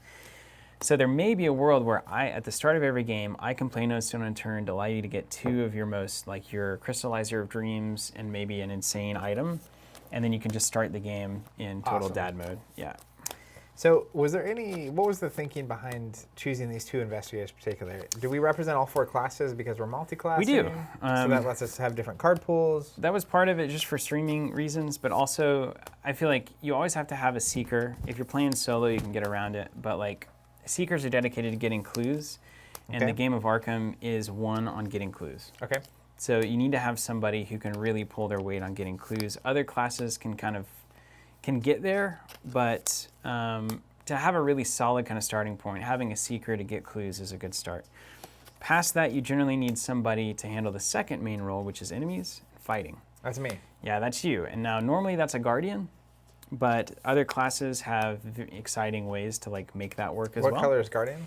A guardian's blue. You don't have any. There's no blue cards going to be shown off today because that's the one class none of us are. Okay, so there's 5 classes in Arkham. So instead, you're kind of a weirder version of a fighter. You're a rogue that happens to be good at fighting, and so we've built a deck that allows you to kind of flex that reality. Nice.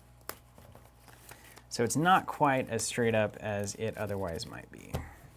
Seems like a decent 2-player combination of things. That's certainly my hope. Can you give me a card for Mandy here? Thank you. I have purple for your That'll work. weird stuff.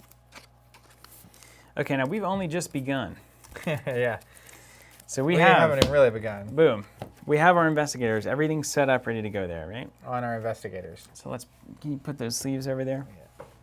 So now I'm going to jump into the Forgotten Age box. And here we go. Here is what we're dealing with. Everybody join me for a reading. I'll hop It's back story into the chat. time. It's story time. Okay, so there are some things in the game that are relevant. One is any card that says seal. That's a mechanic that was introduced in Forgotten Age. That means you're going to be able to take a token out of the Chaos bag and seal it on a card. And if that card leaves play, it goes back into the bag. So we remove a token from the bag. So you can seal it. This was brought in with Father Mateo. He's the priest, and he can take bad tokens out of the bag and He then can cleanse them. Yep, keep you from getting wrecked. There's also alert. So if you see an enemy with alert, if you try to evade it and you fail, it attacks you. Snakes are good at that. Yeah, by the they're way. very alert. And then we have supplies, the most loved and hated mechanic in the Forgotten Age. What's it called? Supplies. Supplies. Yes. So Oh, I've heard legends of this. we're going to buy supplies at the beginning of the game, with our fictitious money. and we're not going to understand what they do. And then throughout the campaign, the game is going to say if you have X or if you have Y, you can do certain things. Or if you don't. Hope you buy the right supplies, basically, is what this is a game But of. you're a learned player. Honestly, I don't remember, but I do also know that, I mean, all the supplies are useful. You just don't really know in what way. So this is how bad this is, right? So, and I get it. I feel like mechanically, if the first scenario had been a scenario where we're like going around buying stuff, collecting, and we only have so much time, but then like the reality is like the longer you take affects the scenarios in the future, but then also the supplies you take with you affects, and then at least it feels like it's like a choice that's going on. But it's like blind if you're choosing good and bad things to happen to you later and have no idea why or what it is. And that is terrifying for certain people. Some people don't like that. I'm probably the kind of person that wouldn't like that. But in Arkham, it's fine. That probably a weird amount of replay value. Yeah, where it's like true. once you actually know what's going on, it's like, well, last time I didn't have the flashlight, so this time I'm going to. But then you do it and it's different because like now you got it. You could buy different supplies. But You could do it a little this differently. Was so insane. I'll use that word a lot because we're streaming Arkham. That I have been told, I remember distinctly, and this is not the kind of thing I normally remember. Someone telling me, take the medicine. Okay, well, that's a good rule. Do you have a pin? Also, we gotta have a campaign log that we're gonna. Is there one over there, maybe? Oh, I see one over there on Jonathan's desk. It's the one with a stylus on the bottom. You see that? That green pin? Good luck trying to... It's over by the second monitor, right side. Yeah. Okay. I love how many things Jonathan owns that has a stylus attached to it. I know, right? Never used. All right, so for everyone watching along, so we're going to have supplies, and supplies are purchased with supply points, and whenever we have them, they're not going to have an effect immediately, but there will be things throughout the game that make them relevant. All right, here's another mechanic in this one, Zach. Get ready. Sleeker's Mobile says, use the whiteboard behind you. We don't want supply spoilers. No Insight Strike, although I like the idea that you would offer that. We're all in this together kind of thing. Vengeance X. Some encounter cards are worth vengeance points. The text Vengeance X indicates that a card is worth X vengeance. Like Victory, when vengeance is overcome by the investigators, it's stored in the victory display. So anything with vengeance or victory, it doesn't go back once you kill it or once you remove it. It goes out of the game into a little display. And we have a vengeance display. Yeah, normally you just have victory, but in this case you have vengeance.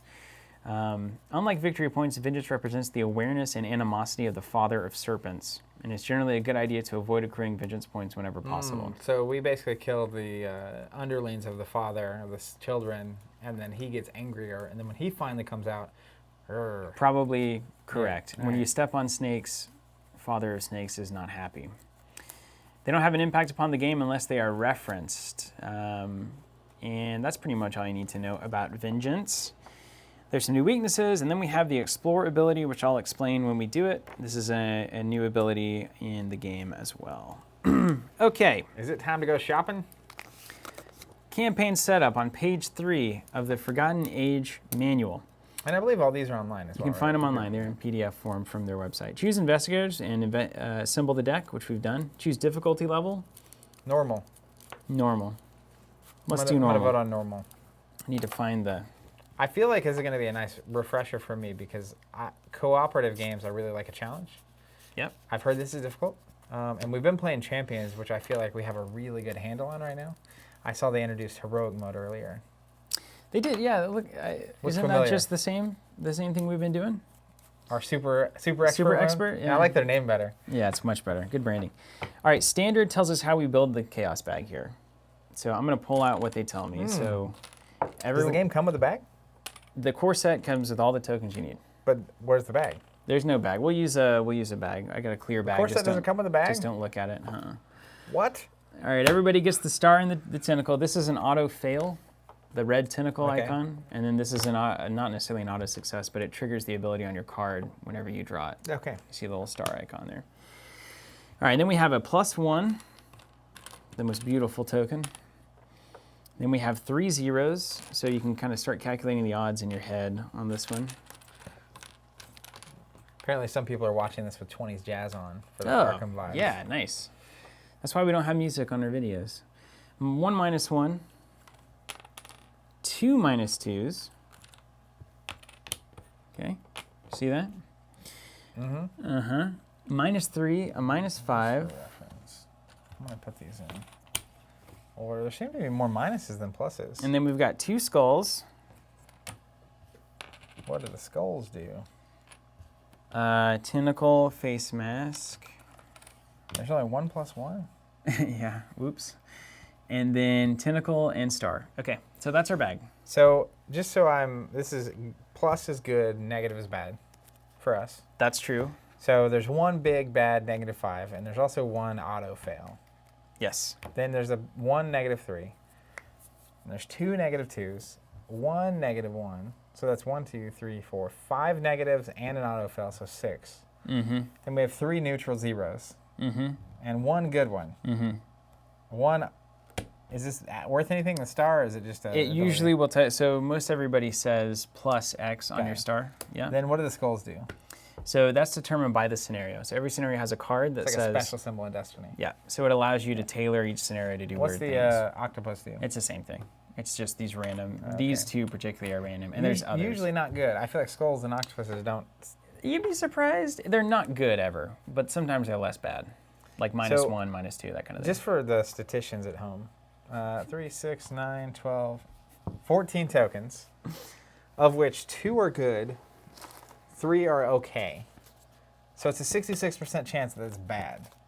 I had no idea of the math of this bag until just now. Yeah. So here's what we're doing. A lot of people are asking, I have the coin collectors. We haven't bought them yet. We haven't bought them yet. So at the end of the scenario, we're going to have a budget that we can spend on accessories. We're going to go ahead and start, I think, with the Campaign Mythos set, which I have with me. So we'll at least have something for us to market to you. Those are the compatible tokens that we make. Yes. That you can find on our website. And then past that, we'll have to buy our Mythos boards. We'll have to buy our Investigator sets. We'll have to buy the coin. These are $10, Amazon. The coin cases. I was able to get them even in the pandemic. I'm going to be honest. Having never bought any Arkham products myself and watched people play, the Forgotten Age board, the like dark green vibe of that, I love that color. Well, you can buy one straight away. I almost got into Arkham to get that board. Okay, well you're in a good spot then. Plus I also you're knew... starting the Forgotten Age cycle? I mean, this is I know, this is a dream. Okay, now we got some reading. Sit back and relax, Zach. I already assumed the position. And let's actually get these in a bag. You may go try to find a non-translucent bag. Well, you just close your eyes when you draw. All right. I kind of like the idea that I can see what you're about to draw. All right. I'll bag them. Bag them up. Bag them and tag them. Honestly, I feel like at some point we're gonna spend part of our budget buying a really nice bag. The first thing we're going to do is buy those coin collectors. That's how it's good they $10 from my budget, Yeah. for sure. Although we could have. These are 26 millimeter, guys. These are perfect. These are the perfect size, the ones we use at home. If you look at our Arkham Buyer's Guide, there's a blog, Arkham Horror Buyer's Guide, on our website. It gives you a link to these exact ones that I bought. Orcus Bard says, greets from Germany. Tuesday, June 2nd, 1925. Oh, it's story time. There will be no rest for us this summer, it seems. Today I met with Harlan Ernstone, a historical theorist at Miskatonic University and an old friend of mine. He'd said he had a job offer for me, but frankly I didn't know what to expect. Harlan introduced me to associate of his, Alejandro Vela, a distinguished historian from across the southern border. Mr. Vela is a graduate of a prestigious university in Mexico City and has spent many years researching the Aztec Empire. He claims that he has found evidence regarding the existence of an unheard-of Aztec city-state called Estli. This sounds so cool. His strange and unprecedented findings were not accepted by the university, and he's become a pariah among his peers. So this is kind of an outsider. Yeah, you found these old ruins. We get it. No one's going to fund that research. Mayhaps they're in on it. Could be. Alejandro came to Arkham, where we are, to seek funding for an expedition into the rainforests of southern Mexico, where he believes the ruins of the Estli lie undiscovered. His description of this city-state's origins defy modern understanding of Mesoamerican history. Despite this, or knowing my old friend because of this, Harlan is enthralled by Alejandro's discoveries. Miskatonic University has agreed to fund the expedition, albeit meagerly, which we'll find out soon, and Harlan wants me to go along. The way I see it, there's a good chance we're looking for something that doesn't even exist. But if there's even a slight chance these Estli people existed, the historical significance would be profound. We debated the issue for some time, but in the end we accepted Alejandro's offer. Preparations are underway and we should be setting off by the end of the month. With any luck, we'll have this journal filled with all manner of interesting discoveries. If not, perhaps it'll be a nice wedge to place beneath Harlan's lopsided desk. So Mandy's probably interested in the research element of this. Going to do some reading and some recording. She hired herself a little bodyguard. And a little hired gun in Tony Morgan, who is taking a break from bounty hunting to go on an expedition. Now, if we have Ursula, Leo, or Monterey Jack as an investigator, we do a certain thing. But we don't. So we will continue onward. Okay, as an outcast from academia, funding is extremely limited. Each investigator must choose supplies to bring. In the campaign log, under each investigator's supplies section, record the supplies that investigator chose to bring. Note, provisions and medicine can be taken more than once by recording their name multiple times and spending the appropriate number of supply points each time. Each investigator may spend supply points to purchase one or more of the supplies listed below. The number of supply points is based on the number of investigators. So, we each have 7 supply points. Okay. Okay. There's nothing like busting out the budget first thing in a game. 7, yeah, right? No other game can get away with this. Okay. You guys want to deal with budgets? Here we go. All right, here's a description of all the supplies that are available. I'll tell you what they are, how much they cost, and then we'll go back and talk through them. So provisions, food and water for one person for a day's journey. That's cost 1. Okay. Medicine, cost 2. Staves off disease, infection, and venom. Mm-hmm. You said snakes a lot. Rope. It's a rope. I understand that. Blanket for warmth at night, 2 supply points. A canteen can be refilled at streams and rivers for 2 supply points. We have torches for 3 points that can light up dark areas or set sconces alight. Hint, hint. Compass for 2. It can guide us when we're hopelessly lost. A map for 3, which is unmarked for now, but with time could map out our surroundings. Mm-hmm. Binoculars for 2 to see faraway places. Chalk for 2 for writing on rough stone surfaces. And a pendant for 1, useless, but fond memories bring comfort to travelers far from home. Isn't like that's like going left in Mario? You know what I'm saying? It's like, you know that they tell you you don't need to do it, because you start and you just go right. Yeah. But sometimes when you do the thing that nobody thinks you should do, they give you a little bonus for having the cleverness to go left. So completely disregard everything they said. Taking the pendant, they say it's useless. Are they telling us the truth? I don't know. I don't honestly know. Bum, bum, bum. All right, so we're both going to take at least one provisions, right? Is that true? Well, we got. Galactus came in. I caught myself and I stopped. He said, "Zach, don't touch your face. Covenant needs a CEO, not a casualty." I agree. I washed my hands thoroughly, though, so I was told. I'm just kidding. Thoroughly and disinfected. All right. So I think okay. So let me get you. I feel obligated to take at least one medicine based on the memories I have of people freaking out about not having medicine. All right, Mandy and Tony. So you're going to take medicine times 1. Unlimited ends. What game is this? This is the Arkham Horror living card game. We are diving in fresh on a new scenario right here. I'm taking 2 instances of provisions. You got to have food and water, right? I mean, Maslow's hierarchy would say yes. Let's follow Maslow here. Can I buy a house, shelter? Provisions 2. Do you want some provisions? 1 at least. You're not going to come in without food and water, right? Let's go 1 provisions. Okay. So what have I spent so far? $4? Yeah, you spent 3. $3 so far. Provisions is only 1? We might come back for more provisions in a second. Can I look at this little list? Yeah. I got Somebody one said medicine. I was a blanket guy. Are you a blanket guy? I do think of blankets sometimes. I'm just gonna go with that since I was called out. I'll be a blanket guy. I'm a torch guy. Okay. Let's give me a torch for 3. Torch for 3. Okay. So you're at 6. You have 1 left. Yeah, I'm looking at what I can buy. You can take the pendant, or you can take another instance of provisions. I'm way too practical to take that pendant. We'll go provisions.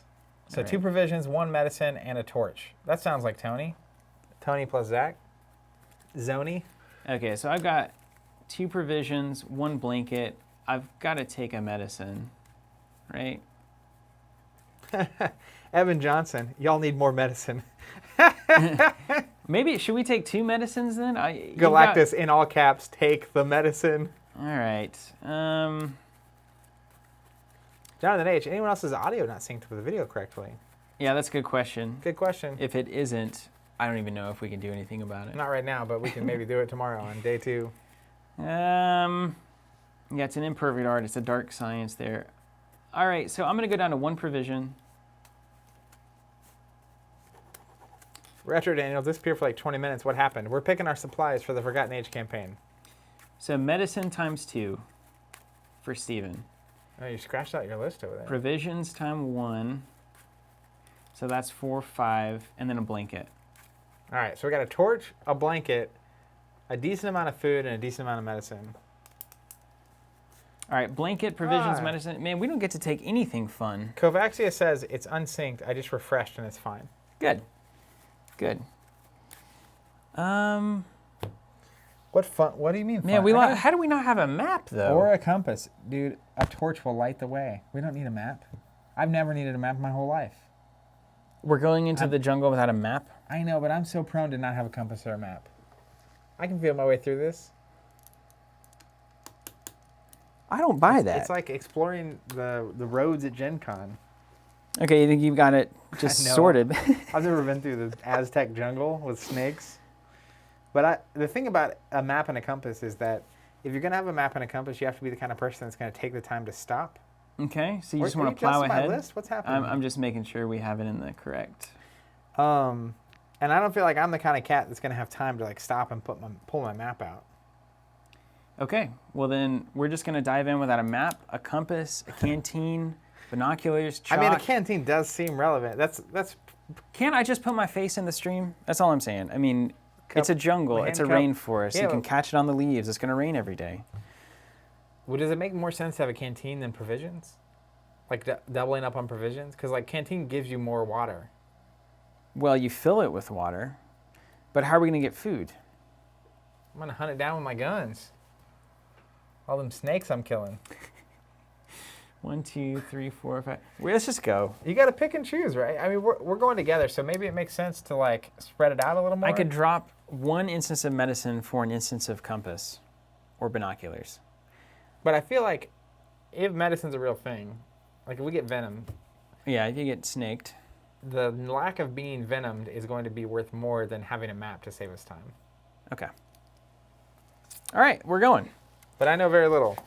Yeah, that's how we want to do it. See, this is the thing that drives people insane. It's like, well, Yeah. how do you know? What are you supposed to do here? All right, scenario 1, the Untamed Wilds.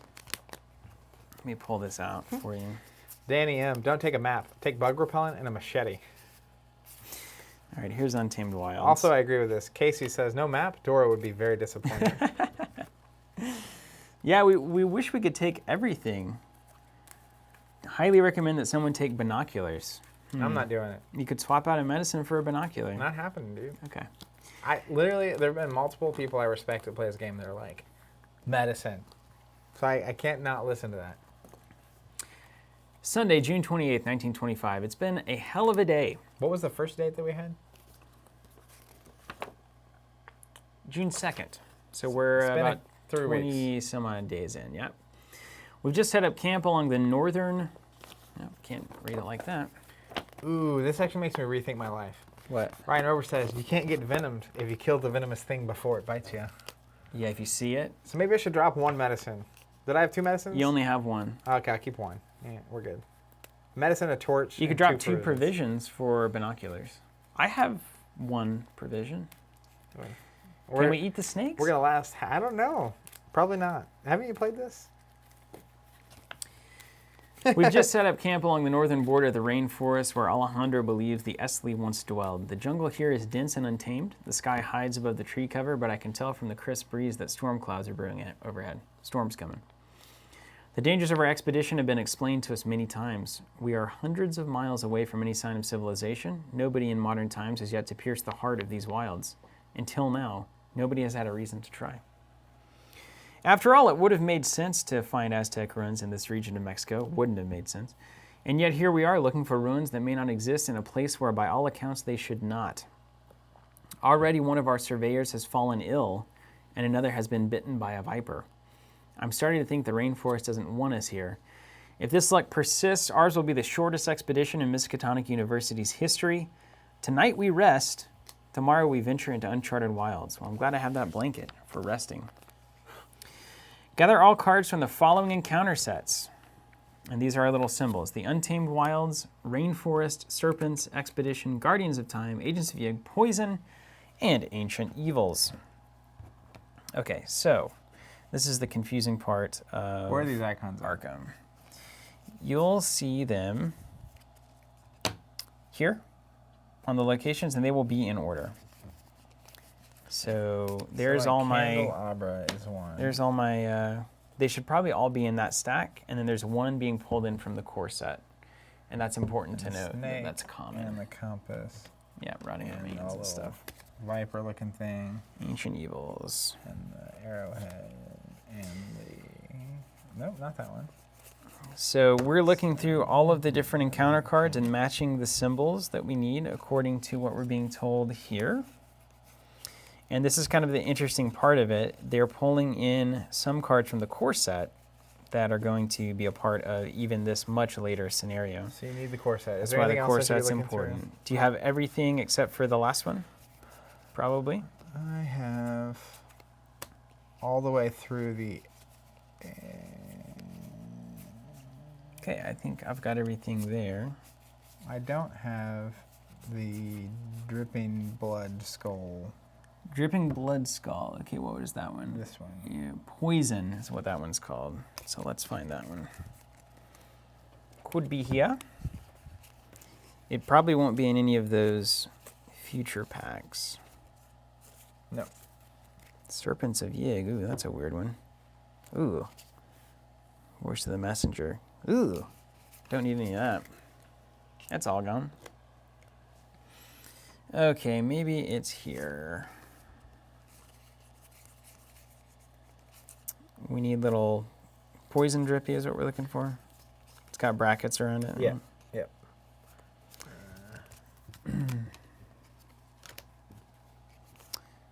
Price of Failure. Nope. Nope. Playing Destiny? Nope. Alejandro. Here it is. Okay, poison, poison, poison, poison. Don't read it, because let's keep it fancy. Here's more snake things. And a rose. These all go together? These guys as well are in there. Is this correct? Yeah, everything in there is going to go together, yeah. And I'm just going to do, I kind of organized these poorly, so I'm just going to... So I can shuffle these up? Make sure Oh, we're good. no. What's this mean? Yeah, that probably is separate. That's a weakness. It's a weakness. Let's see what that means. I'll bet we put it in our deck. It'd probably tell us to put it in the deck if we need to, if I remember that correctly. Okay, and this is the first pack, I believe, so nothing from there. Okay. This looks like the setup cards and stuff. Yeah, 1, 2.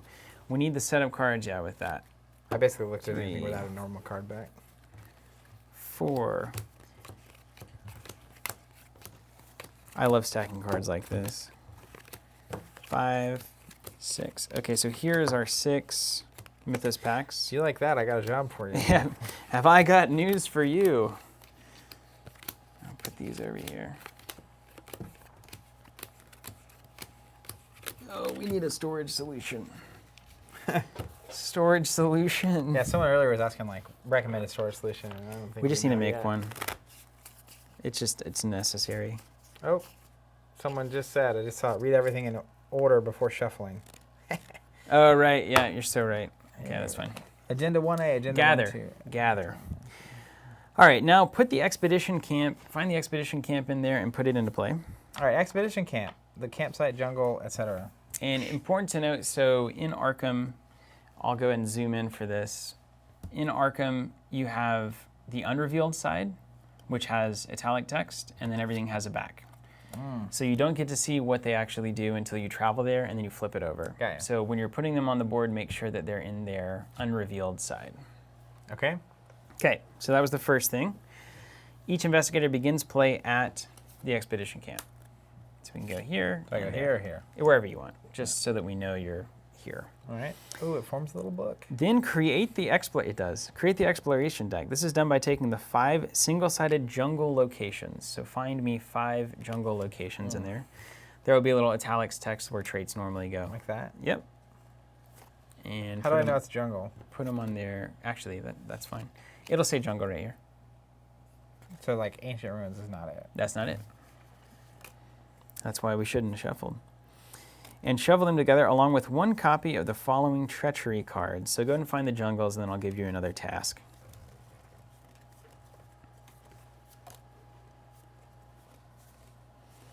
Yeah, Dave, I agree. We're gonna. This is masterful marketing. If you'll take note here, we're gonna show the basic game, and then we're gonna show how awesome it gets with our products. All right, 5 things. What do I do now? All right, now find 1 copy of Lost in the Wilds, Overgrowth, Snakebite, Low on Supplies, Arrows from the Trees. Snakebite. Good. Arrows from the trees. Yes. Overgrowth. Yes. Voice in the jungle? Low on Supplies. And Lost in the Wilds. Low on Supplies, Lost in the Wilds. Did it. All right, great. So go ahead and take those and shuffle those together, those 5 locations and those 5 treachery cards. Okay, these all go together. That's a special little exploration deck that we'll kind of have off to the side. And then set the following cards out of play. I'll do this so that you don't. The 3 single-sided ruins locations. 1. This goes to the side? Yep, just put that to the side. We'll do the ruins locations will come out of the deck here. I'm going to put these weaknesses to the side as well. Yeah, there's 1, and there's 1. Okay. The Agents of Yig encounter set, which is the eyeballs.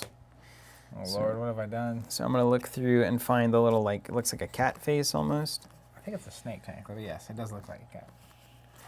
Kitty. And this is just this is where you just get nervous because you don't really look at these cards, but you're just like, oh, well, how are these going to show up? Okay, that one's out of play. The 4 poison weaknesses, which you already had. Go here. Put those here with me. Thank you. And Alejandro Vela asset and the Ictaca enemy. So Let me see where. Dennis is saying if we end up buying tokens, we have to unpeel them on camera. Agreed. Yeah. We'll show it. We'll show the whole thing. Totally agreed. Ictaka and the Alejandro asset. So he's not going to be in here. He's going to be in here. Alejandro. Alejandro.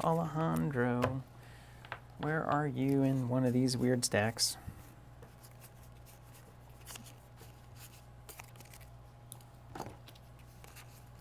See, there he is. There's the Alejandro Vela, our friend. Mm-hmm. Okay. Done there. Done there. Shuffle the remainder of the encounter deck cards to build the encounter deck. So this is unrelated. Okay, so these are not needed. This is our encounter deck, so you can shuffle this up. Okay. And then this is the set-aside deck. This is So a very thin deck we're left with. keep here. that over here, yeah. I was shuffling a whole pile of things that didn't need to be shuffled together. That's true. Oops. All right, I think we're there. Do not read. Okay, so now we're getting started. Welcome to Arkham. I'm with Sirius on this one. Is anyone really your friend in Arkham No. with this emoji? No, they're not. Okay. Yeah. So 2 hours later, I'm going to start out. and thank goodness you've played before. Yeah, wouldn't it be just impossible? Barrier to entry high. All right, here's this. Now, I'm also going to Hello there. use the Forgotten Age Doom tokens that we make because it's too thematic for me not to do. I literally just can't Oh, I remember these. not play with it. It makes a lot more sense now, right? Yeah, You it's see so the symbology, funny. yeah? Because I want to raise. Yeah. Once I don't know. You mean once we're not like in crushing In economic crisis times mode? where Yeah. we're making zero money? Yeah, that would be a good time to do that. Okay. So I saw these tokens, and I believe these all the like Doom tokens inspired by the cycles are on our waitlist system. yeah, we're trying to stock them presently during this period because it's something that we Oh. can stock and sell.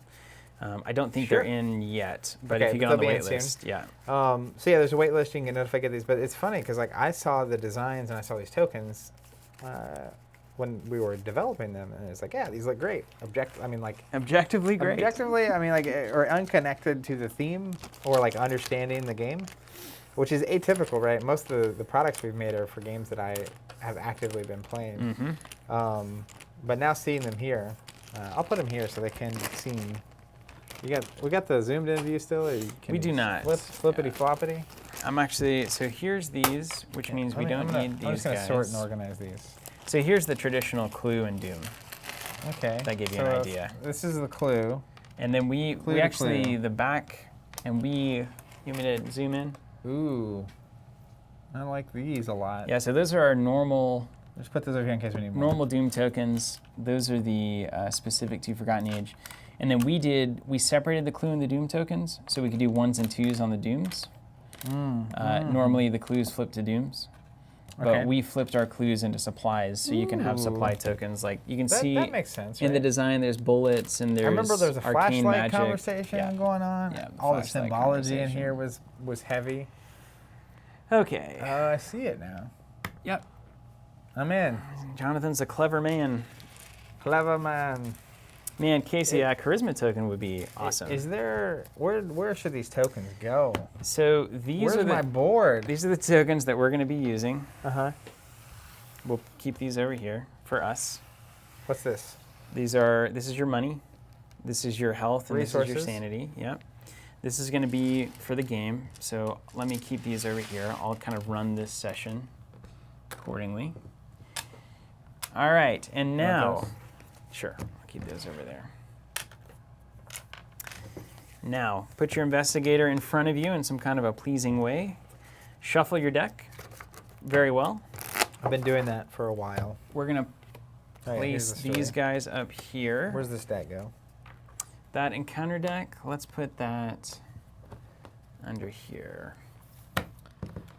Okay, and these are set aside for some reason I don't remember, but that's These fine. boys? Yep. That's the exploration deck. Yeah. So we'll put the encounter deck to the right and the exploration deck to the left, and we're going to mark the exploration deck with an exploration doom token. So Tony Morgan is in play. Tony Morgan is in play. My bounty contracts are in play. Yes. And they start with 6 tokens? They do. So if you want to take, this would work nicely for bounties. There's those. You can also just use resources if you'd rather, but it's a pleasing token to look at. And then I'm going to get up before we start. I'm going to flip that monitor so that we can see what we're doing. The Untamed Wilds on standard gives you the what the icons do. What the icons do. So the icon, if you want Untamed Wild, easy standard mode. The skill is -X. X is the number of vengeance points in the victory display. The hooded cloaked figure, I don't remember seeing that token. We don't have it in yet. -X. X is the number of locations in play, maximum of 5. I can't even tell what this is. I don't know what this icon is, actually. It's like a broken tablet looking thing. Yeah, we call that the broken tablet. -X. X is the number of cards in the exploration deck, max of 5. And then the octopus tentacle Greyjoy looking thing, -2. If you're poisoned, this test automatically fails instead. Don't get poisoned. See? Medicine. Sorry for the sound here. Them's the beats. Okay, Zach, draw 5 cards From my deck. from your deck. Is there a mulligan roll here? You're going to love the mulligan What happens if roll. I draw a weakness? You are going to, after you've drawn your 5, you're going to set aside any weaknesses and any cards that you don't want. Okay, so I have 2 weaknesses. Oh, that's fortunate. Both of them, huh? So I would almost do a hard mulligan for crystallizer. Like if you don't have it, just pitch everything. What about my lucky cigarette case? That's actually not terrible to keep. I feel like You can only play 1 though, remember, until you get Relic Hunter. So if you play the lucky cigarette case, you can later override it with the crystallizer, but I feel like you should instead just pretend the lucky cigarette case is blank. Yeah. this seems good. All of this seems good. Good. Okay, so once you're done there, if at the second draw, if you had drawn more weaknesses, you set those aside and keep drawing until your hand is free of weaknesses. I'm free of weakness. And then shuffle everything back in. And I will do the same. Tony Morgan. Tony Morgan. Here we go. And I'm just going to, can I put this over here? You can put it wherever you want, yeah. Okay, here's 5 cards for Mandy. And don't want that. Hey, you turn the screen around where we can see it. That's smart. Waving at ourselves. Past the camera. Pass it on. Don't want that. Maybe you want that. Don't want that. I don't need that. This is going to be good. Okay. So then I'm 4 more in. Okay, nice, good, excellent. Excellent. We're really doing this. Excellent, excellent. Okay, it's here. It's time to go, right? Oh my gosh, great. This is a really good start. Almost time to go. I'm just kidding.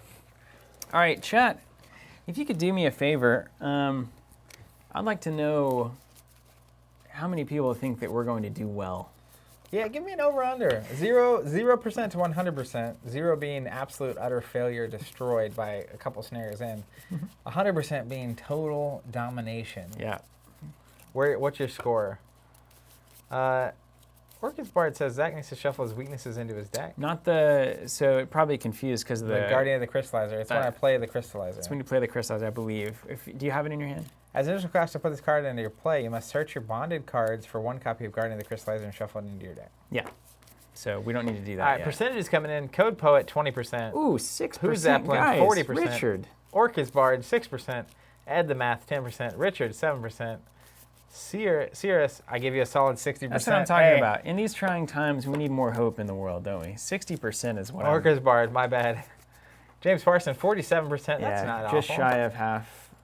I give us probably a 30% personally. I'm on the 78%. I know, you're a very Sorry. hopeful person.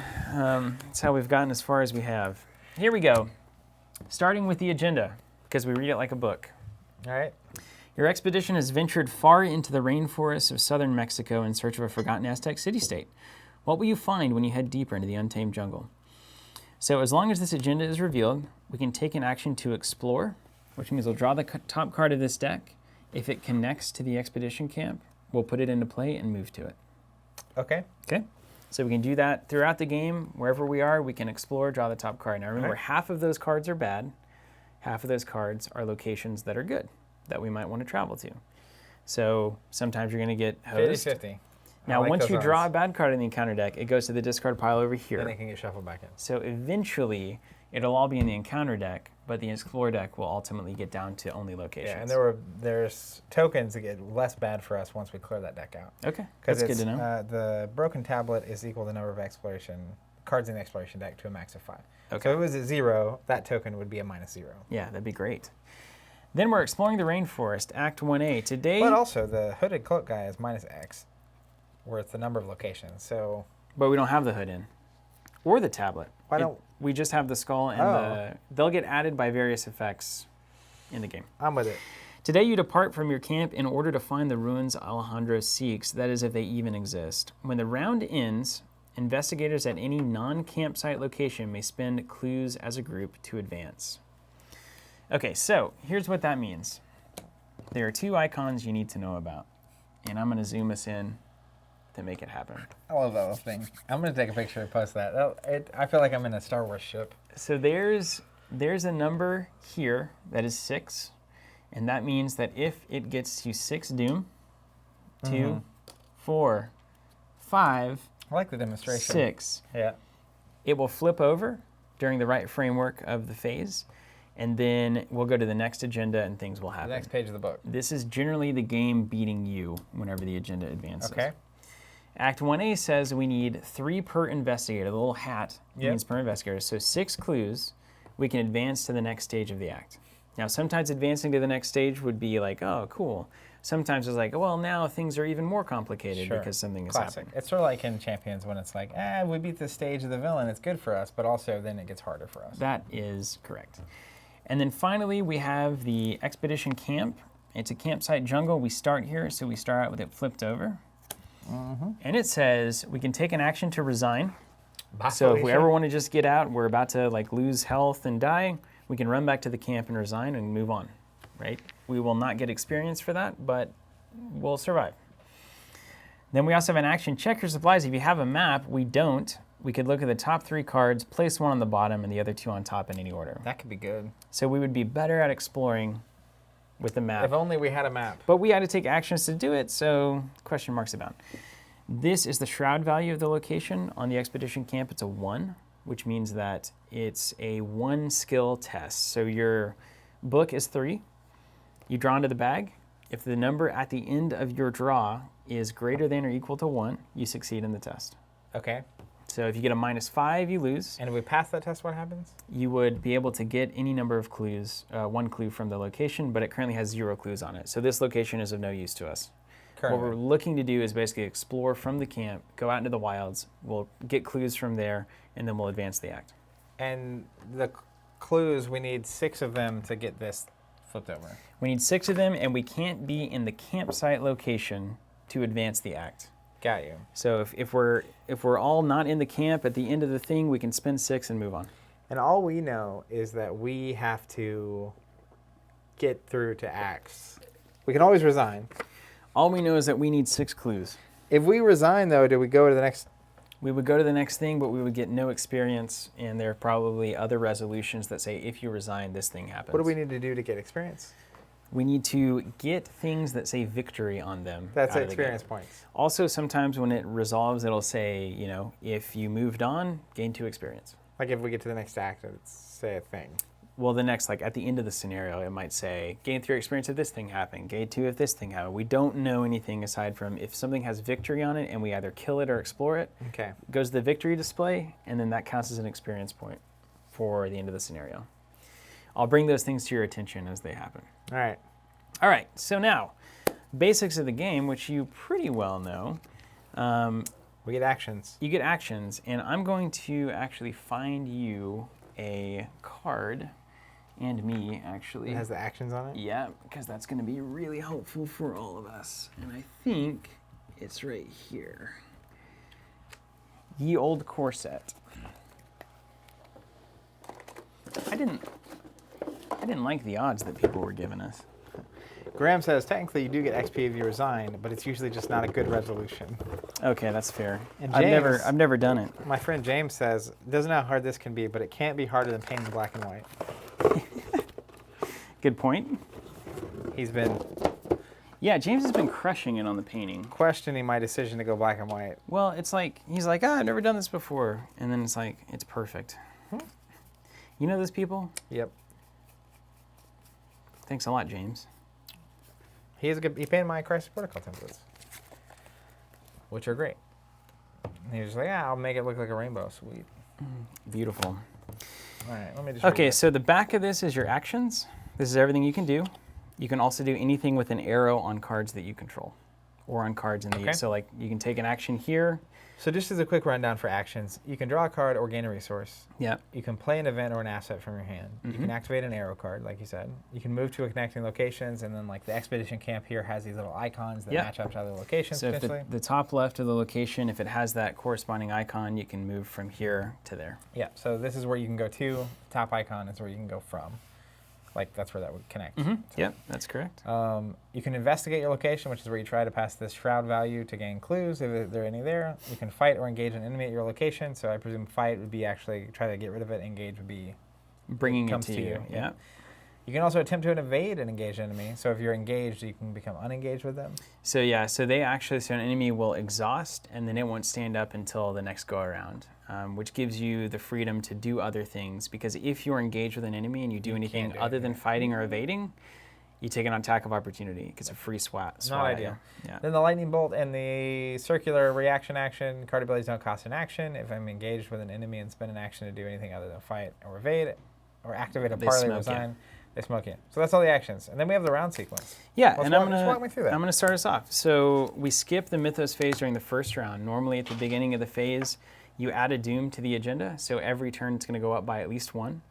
Then we take a bad card from the encounter deck, resolve it, Okay. and then we take our turn, which is 3 actions. But we're skipping that phase on the first round. Yeah.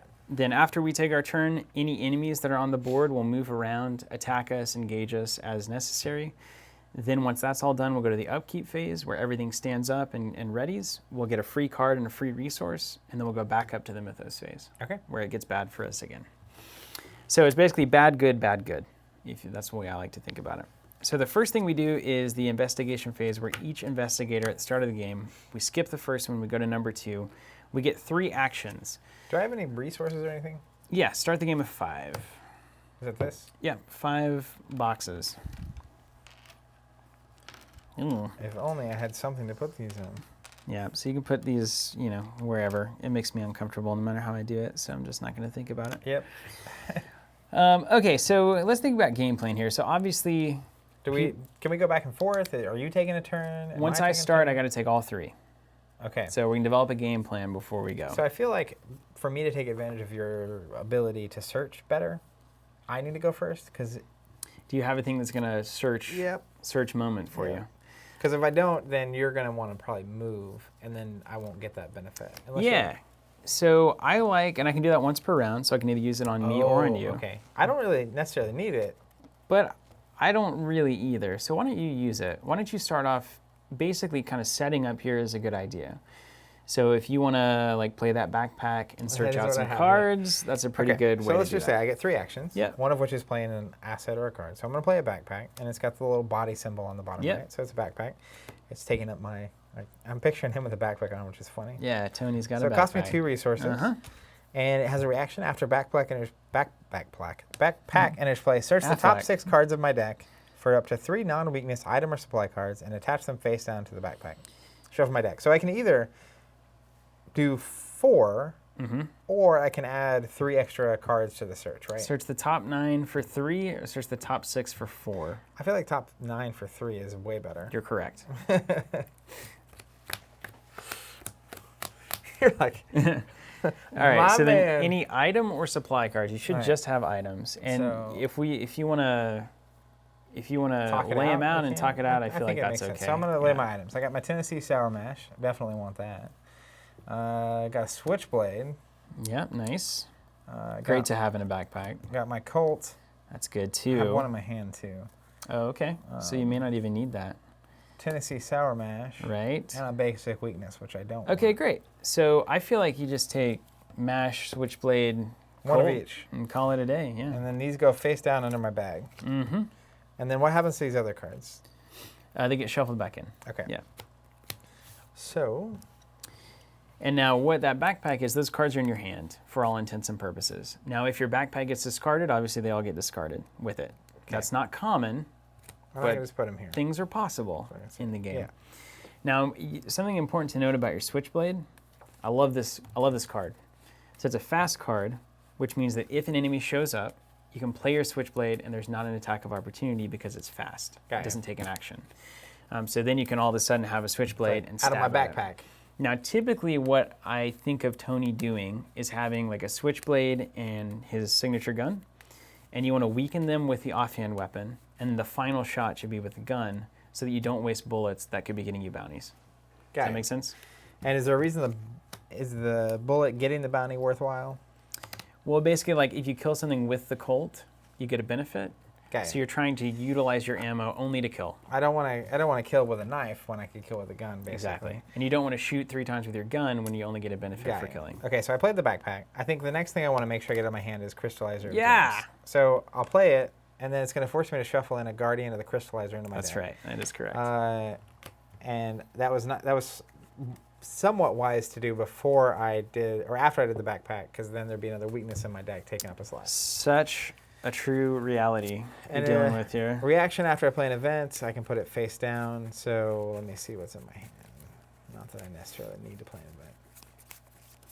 And you might expect, kind of like Netrunner, any game where you're managing actions, probably the weakest thing you can do is gain a money or draw a card. Sometimes it's all that's useful. Yeah. But in general, it's kind of like everybody at the table is like, Yeah. Well, so I want to get my gun in play at some point, but it costs 3 yet, so I don't have the resources to do that yet. Plus, I don't necessarily want to have no money. There are events that I feel like are good. Skill tests are going to happen on the enemy turn. Yeah, or sometimes Or like you like might attacking explore a or whatever. location and Okay. it might have one on there. So I have a third action. Let's explore. I feel like I need to go into the jungle. Get here. out there. So what do I do now? I'm gonna. So we're going to trigger this on the agenda deck. Explore, draw the top card of the encounter deck. Put it into play if it's a location that connects. It is. No, it's not. All right, let's throw it down here and double check. Serpent's Haven. All right, so that It's got the blue arrow. we know it's in there, and it says if it's a connecting location, put it into play and move to it. So because that's not true, you keep drawing. Oh my. Also not connecting. Oof. Circuitous trail. Oof. And see victory 1 on these. That's so if we good. fully explore these, Take all the then, clues off of them. then we will get the experience Should from I it, keep yeah. drawing? Keep drawing That's until actually you pretty good. until you either get a connecting location or a bad you thing. get a bad card. Yep. Low on supplies. Okay, that's a bad one. Blunder. Peril. So peril means you decide and we can't talk about it. Oh, I love that. I don't even see the I card. love you that. just tell me So I what just do happens. it? Yeah. Well, there was a mechanic like this in Lord of the Rings, the LCG. Yeah, like secret or something. Yeah. And then I'm going to put these back in and shuffle up.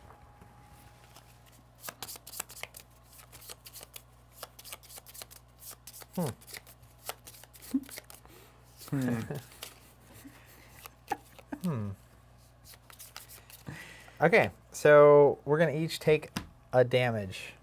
1 heart damage. Is that what this is? Yeah. And I have 9 of those, right? Health. You I've have got 6? 6. Yeah. Okay. Keep that to a minimum. Just for discussion's purposes, my choice was either make both of us lose 2 resources, each of us take a damage, or we each choose and discard an asset we control. Yeah, I think you're right on. So if I get rid of the backpack, No, I lose all damage this. is right. If I get rid of this, Damage is right. Yeah. all right. So then where does this go? So this goes into the encounter discard pile. So that's one less that we have to worry about, and I reshuffled the explore deck. Okay, so that's my actions. Okay, so my first action Casey, welcome to the jungle. is going to be, and if we can actually put our cards up a little bit closer here. Jamie, yeah, where these cards? Yeah, I'm trying to get them, make sure that our overhead. I'm gonna put my resources back here. Could work. Jamie asking, crossing his fingers he can binge this on YouTube over the week. If it's not going up, he's glad he could drop by and say hi. We remain legends for our content and commitment. Appreciate that. Thank you, James. These will be available later on Facebook and YouTube, and it goes away on Twitch, right? I think it's archived. I don't really For a know. time. For a But yeah, time. it'll definitely be on YouTube, so you'll be able to go back and watch the whole thing. Okay. Walks out into the jungle, immediately realizes they're low on supplies. Yeah. Oops. All right. So first thing, I'm going to play Mr. Rook is an ally, costs 3, and it comes in with 3 secrets. Secrets are no fun. So I can exhaust and spend a secret as a fast action to search 3, 6, or 9 cards. If at least one weakness is among them, I draw the weakness as well. So I can go deeper into my deck, but I have a greater chance of gaining a weakness. But if you use your ability, you could... I could get 2 cards from the top 9. Now the other thing is her weakness says when you're searching your deck and you hit it, you have to basically reveal it, cancel the search, and draw a treachery card. So a lot of my theory behind Mandy is my first things in the game are basically trying to draw out my signature weakness as fast as possible, So just that get you it know over it's with, gone. so that I can start searching in earnest. All right. I'm not going to do that because we've already used my ability on you. I'd rather search the top 12 to try to fish that out. So my second action, why not explore? Why not? Lost in the Wilds. All right, we're moving through them. Test 3. If I fail, take 1 horror for each point I fail by and add Lost in the Wilds to my threat area. At the end of my turn, discard Lost in the Wilds. Testing 3 what? 3 head. So I'll tell you how this works. Once I get Lost in the Wilds, if I fail this test, it'll stay in my threat area. And it says I cannot move or explore. And then it'll go away at the end of the round. So it's not a huge deal for me right now. So since you're at my location, I can contribute any number of cards that have the skill icon here, and that will boost it by that amount for the test that I'm taking. You can contribute 1 to my tests. And then if I'm in the same location as you, I can contribute 1 to your test too. Okay. I don't think we should do any of that. I think we're fine. You just take it. I'll just take it. At max, it's 3 horror. Where's the bag? You moved it. Oh my gosh. I think I did. Here it is. Don't look in it.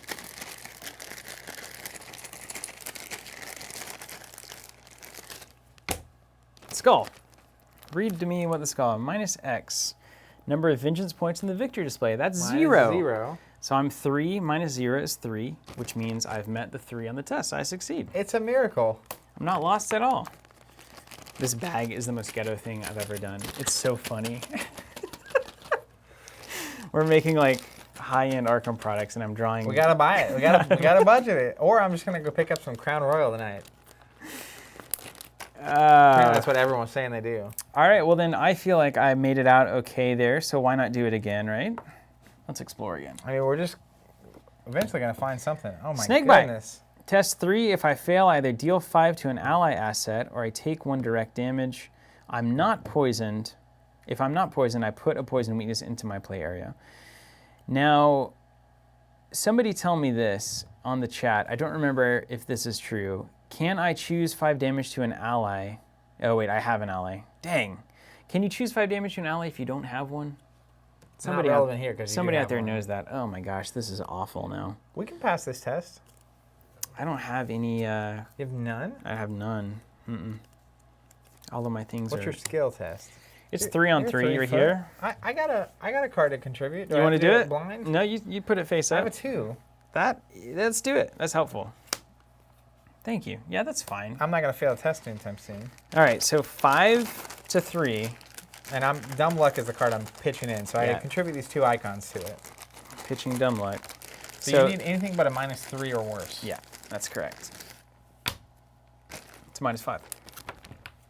It's the opposite of the token you're supposed to draw. Okay, that's so fine. this goes away. Everything's fine. Discard pile. What happens when I run out of deck? You reshuffle it. I think there's something bad that's associated with that as well. I think you get a card or a doom or something. Okay, so I've failed, which means I either get poisoned or Mr. Rook is dead. I can't. They were saying you must poisoned. make a choice that changes the game state. Yeah.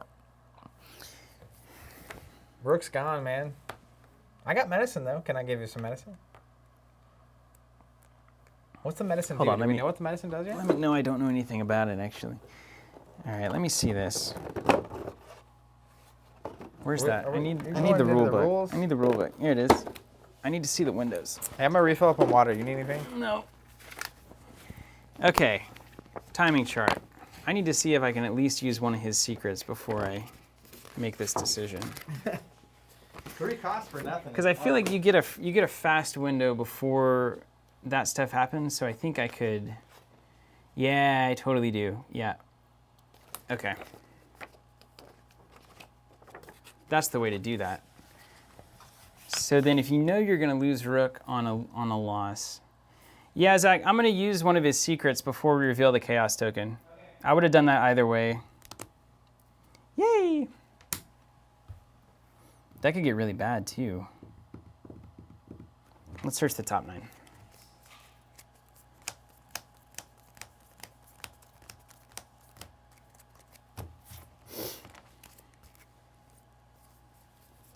Oh, great.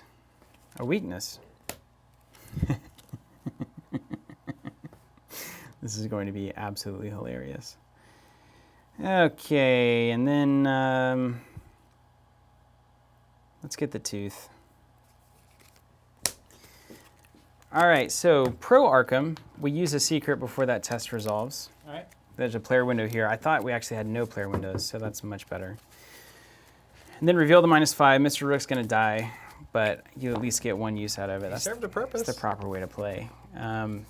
But I do now have a weakness as well. So Mr. Rook dead. See ya. It's actually good. And then that goes into my hand. And draw at least 1 weaknesses among the search cards. Draw one of them as well. Shuffle your deck. Okay. So I now have a weakness, Kleptomania. I traded Mr. Rook for Kleptomania there. All right, you ready for this? Yep. Did you get the audio message, by the way? Audio message? This is what I got. Something about fixing the audio. Figured you'd understand it. Is there actually a delay? I don't know. I don't think there is. Can you guys verify if there's like an actual delay happening on the audio right now? Look at my mouth. How much of a delay is there? Okay. Check this out. This is absolutely hilarious to me. All right. All right, we've got charts now. We're playing Arkham for real. So I had to take a weakness. Budgets and charts. Here we are. Because of Mr. Rook. Put Kleptomania into play in your play area. I can take an action to take control of an item asset or take 2 resources from another investigator at my location. If I do, shuffle it back into my deck. So I've got to steal from you. If I don't, at the end of my turn, I take 1 horror. This is going to be great. Right? Well, I'm out of action, so I'm definitely taking that horror. So played Mr. Rook, explored. Kleptomania comes into play. At the end of my turn, I now take 1 horror. You can steal my crystallizer. I could steal your crystallizer, which is... And then help me get another one. Incredible. Okay, there's a delay, slight delay, audio delay, nothing breaking. Looks like about a second or 2. Let's go ahead and fix that before we get too much further. James says none. See, that's what I'm saying. It's all... It's all in the perception is the reality? Reality? Yeah, it's all relative. It's all relative. I'm not going to worry about it. If it gets really bad, guys, let us know, and we'll try to actually delay it with science and technology. Okay, so that's the end of our investigation phase. We hit 3 treacheries out of the Explore deck, so it's fairly safe now. I ended up with a weakness and a dead ally. You've got all sorts of things that you need, so that's good for you. Mm-hmm. And now we're going to go to the enemy phase. There's no enemies, so we don't have to worry about that. Then we reset everything. So normally you flip these over when you're done with your turn. Got you. So these flip back up. We also cleared out the deck a little bit. We did. Anything that's exhausted is unexhausted. Each investigator draws a card and gains a resource. 1 resource. Ooh, that money goes fast. Doesn't it? And then we can't have more than 8 cards. Not a problem. And now we place a doom on the agenda, which I'll do here. So 1 of 6. And I'll go ahead and zoom you guys in so we can kind of see this all going on. Then we do advance it if the doom threshold is satisfied. So that's relevant for you to understand. We can have 20 doom on the table, but that will not advance until we hit this step of the mythos phase. So it actually has a framework to it. There are some exceptions to that, but they'll tell you on the card. And then everybody draws the top card of the encounter deck. Zach, you're going to be the lead investigator, so you draw that and resolve it, if you would, please. If it says peril. Ancient evils. Treachery, omen. Revelation. Place a doom on the current agenda. This effect can cause the current agenda to advance. That's exactly what I was talking about as a potential thing that could advance it out of turn. There you go. So that flips there. 2 out of 6. Lost in the Wilds. This would be devastating now. Okay, let's think about this. Got the brain game going on here. I don't have any brain cards. I have 1. I think I just need to do well here. I might maybe can't move or explore, but that's fine.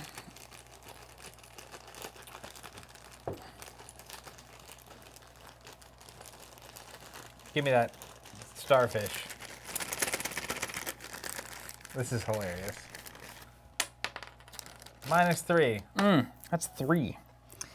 All right, so that's going to be 3 horror there. What's that? Oh, my. And then added to your threat area, and I cannot move or explore for the remainder of the turn. You're on lockdown. Yeah, so good luck. Zach?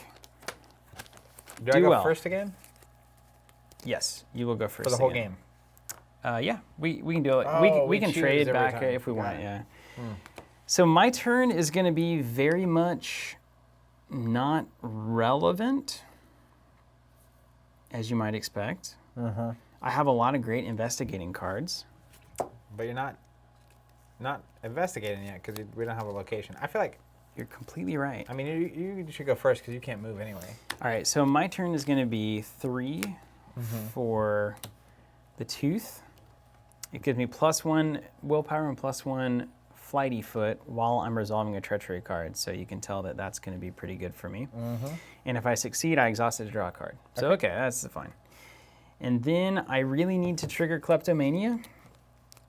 You want to steal my crystallizer? I mean, can you play another one? I mean, I eventually will. But like, that's kind of the point of your deck. I can't steal your backpack. You can't steal my backpack. No.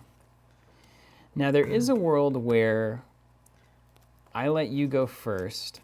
You play like a Switchblade or a Tennessee Sour Mash, which I steal, to steal the least like relevant thing to your existence. That makes sense? So let's do that. Okay, I like that. So I'm going to spend 1 on a Switchblade. You with that?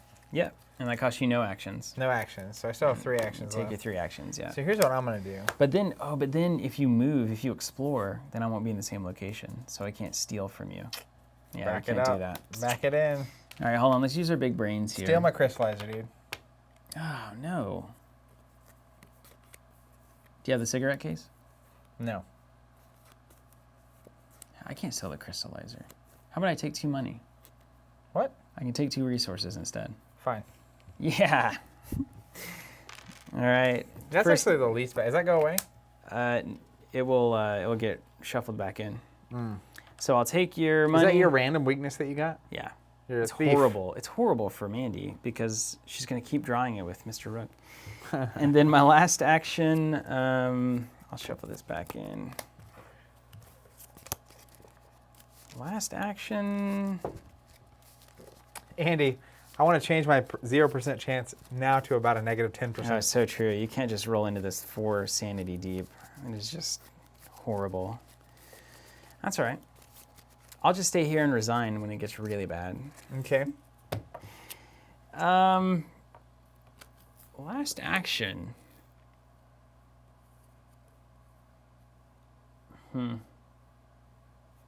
I have some interesting things that I could do here, and it makes me want to do them. But I also think that it's probably best for me to either get cash or get a card. I think I'll go ahead and draw, Okay. which I don't like. That was a good draw for me. Am I good to go? You're good to go. All right, my first thing I'm going to do, this is going to be crazy, I know. I'm going to gain the money. That's fine. I stole it from you. Then I'm going to explore. Okay. And hope we get a location. Circuitous trail again stays here. Nothing. Next. That's My goodness. Just hit them. Overgrowth, obstacle, revelation. Attached to your location, limit 1 per location. You cannot explore at attached location. Okay. How do we clear it? We don't need to explore at our location. Yeah, it's literally exploring, Oh. not investigating. Yeah. Test physical 4 to hack through the brush, or book 4 to find another route. Okay. If you succeed, discard overgrowth. Okay. And this goes And back then in. shuffle that back in, yeah. What are we down to? So now you have 1 action left. Is that right? I'm going searching.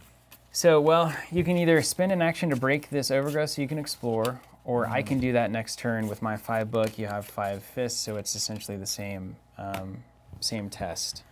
So if there's anything else that would be better for building here, I'm gonna hack it up. You want to hack it? I mean, I have a 5, right? So I'll throw in a fist, so it'll be at a 6. And 5 to, what is it, 4? I'd have to get a -3. Would this be a +2? The wild plus the fist? Yeah. Let's do that. I'll do a +2. Are you gonna ditch a Colt for an overgrowth test? That's pretty baller. I mean, like that's I have a different. it's asking a lot. Let's do this one. What? Hold on. Let me think. I've also got a lot of book stuff to pitch. So me cracking it with maybe just book wait? next turn maybe is better. Let's just wait. I Let's think get that's a card better. or a money. I think that's better. Take a card, just beware. Or you could start playing. The sooner you get this Sour Mash out, the better. That's what I need money. It's gonna protect you. Yeah. I'm gonna take money. All right. I have plenty of cards I want to play. I just don't have the cash to do it. Okay. Because someone stole from me. Yeah, it's gonna happen again too. That's the end of that one, and then we go up to the draw a card, gain a resource. I like both of those things. Yeah. All right, draw a card, gain a money. And then we go back up to Doom on the agenda. And So then it's a 3. a bad card for you, and then a bad card for me. You. Ancient Evils, Place of Doom. Golly. Why? It's bad. All right, Snake Bite. Classic. 3, if I fail, I can get poisoned. I can only help you so much on this one. Let me look at my player window. All right, timing. Determine Consult the type the of compendium. skill test begins. Player window. Okay, here's what I'm going to do. Do you have any foot cards? Buffies? Kinda. Kind of. No. Okay, I have a switchblade in my backpack. that would work technically. So I'm going to play in this window Premonition. I'm going to reveal a chaos token and seal it, and I'm going to know that that's going to be the next one that I draw. So we'll have some information.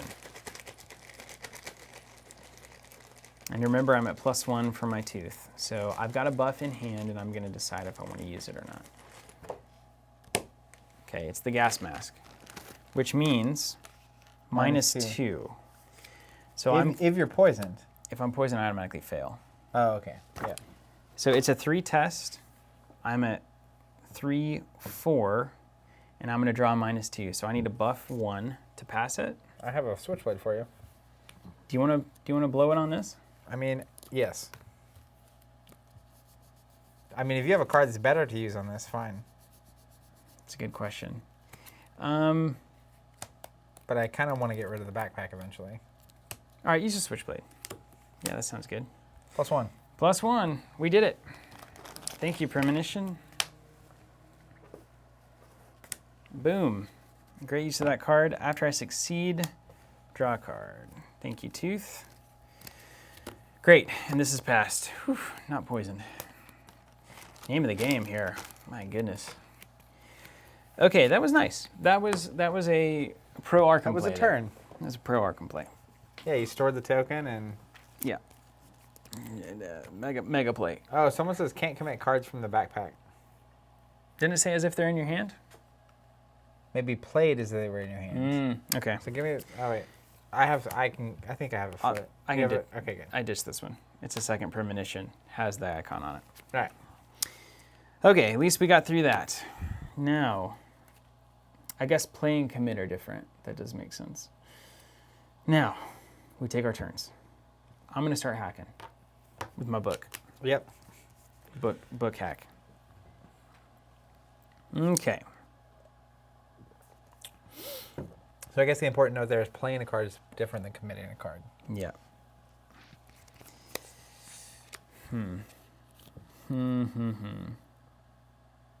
Okay. Yeah, that'll work.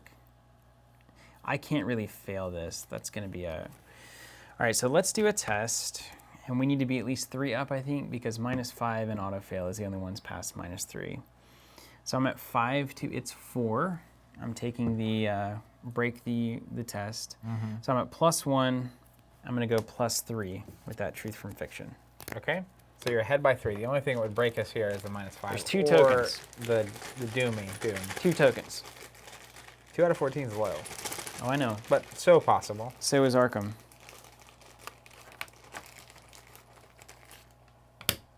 Zero. Nailed it. That's what I'm talking about. So we get rid of the overgrowth. Yep. Okay. Okay. Good. Second action. I think I need to play cool here.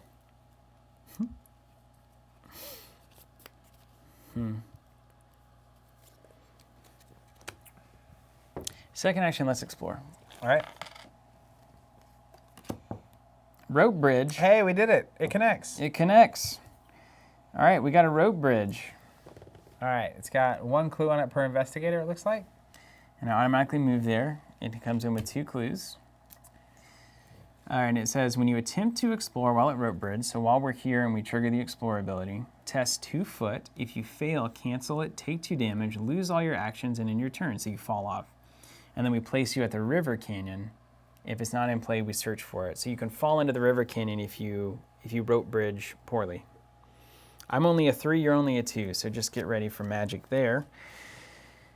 And then for my last action... That's actually really awesome. Yeah. Last action, I'm going to go ahead and play my Hawkeye folding camera to get ready to investigate it's really this called location. Hawkeye. Yeah. And so every time I take the last clue off a location, it gets a token on it. And when it has 1, I get +1 head. 2 is +1 book, and then 3 is +1 sanity. So I think that makes sense. Crack the barricade, get on the rope bridge, and play a camera. Because I'm just a tourist after all. Going to take pictures of that bridge. And it's over to you. All right. All right. Back to us. How do you feel? Is the Tennessee Sour Mash or my gun more important? Man, that's a good question. I mean, the Sour Mash is going to help insulate you from everything that I've stumbled into. But then again, like I've kind of stumbled into a lot of it. So it might not be as relevant. But like this Lost in the Wilds, you test that at a 4 instead of a 2, which is your current. Do you want to play defense or offense? I mean, I haven't seen any snakes yet, have you? No, but I don't know what we're getting into. I don't either. I mean, it's the jungle. So you tell me. Oh, boy. You tell me. And The Sour Mash is going to be good to have should I not? almost no matter what. Tell me this. Does it not make sense to play my other Colt for free with my Colt? 3 seems like so much free money. Do you get to play it for free, or do you get to play it? For free. So it says, after you play Tony's whatever Colt, play another from my hand at no cost. It's probably worth it then in that case. So I feel like paying 3 to play the one on my bag and then getting the other one. That's not bad. I mean, you got it. You can't argue with 6, and then you're fully set up. I think the other side would be if there were a lot of things to be shooting, I would want to like punch with the blade and then shoot and clear out one gun and then play the next gun. Right. But that seems too good. Okay. Go ahead and do it. It looks like we've got visual is looking weird. Okay. Let's, why don't we, do you want to cut it here? and maybe re-up it, because I feel like the stream is probably just getting weird right now. Getting old and laggy. Yeah, it's a pretty good little cut. It's going to be like a to be continued. Yeah, let's do a little test here, actually. If we go back to this shot, tell me, is it still weird and choppy here if my hand is chopping? We're learning a lot here in isolation, though. Man, aren't we? Nothing like two people trying to run this whole thing. All right, we're just we'll cut it here. We'll come back on the second chapter of Zach, Tony Morgan making some decisions about playing Colts or not. I think you just played them. And then we'll dive in. So there's not going to be a fancy outro on this until I can get over to the stream. Yeah, I'm hearing still weird and choppy. Because the internet's hard. Yep.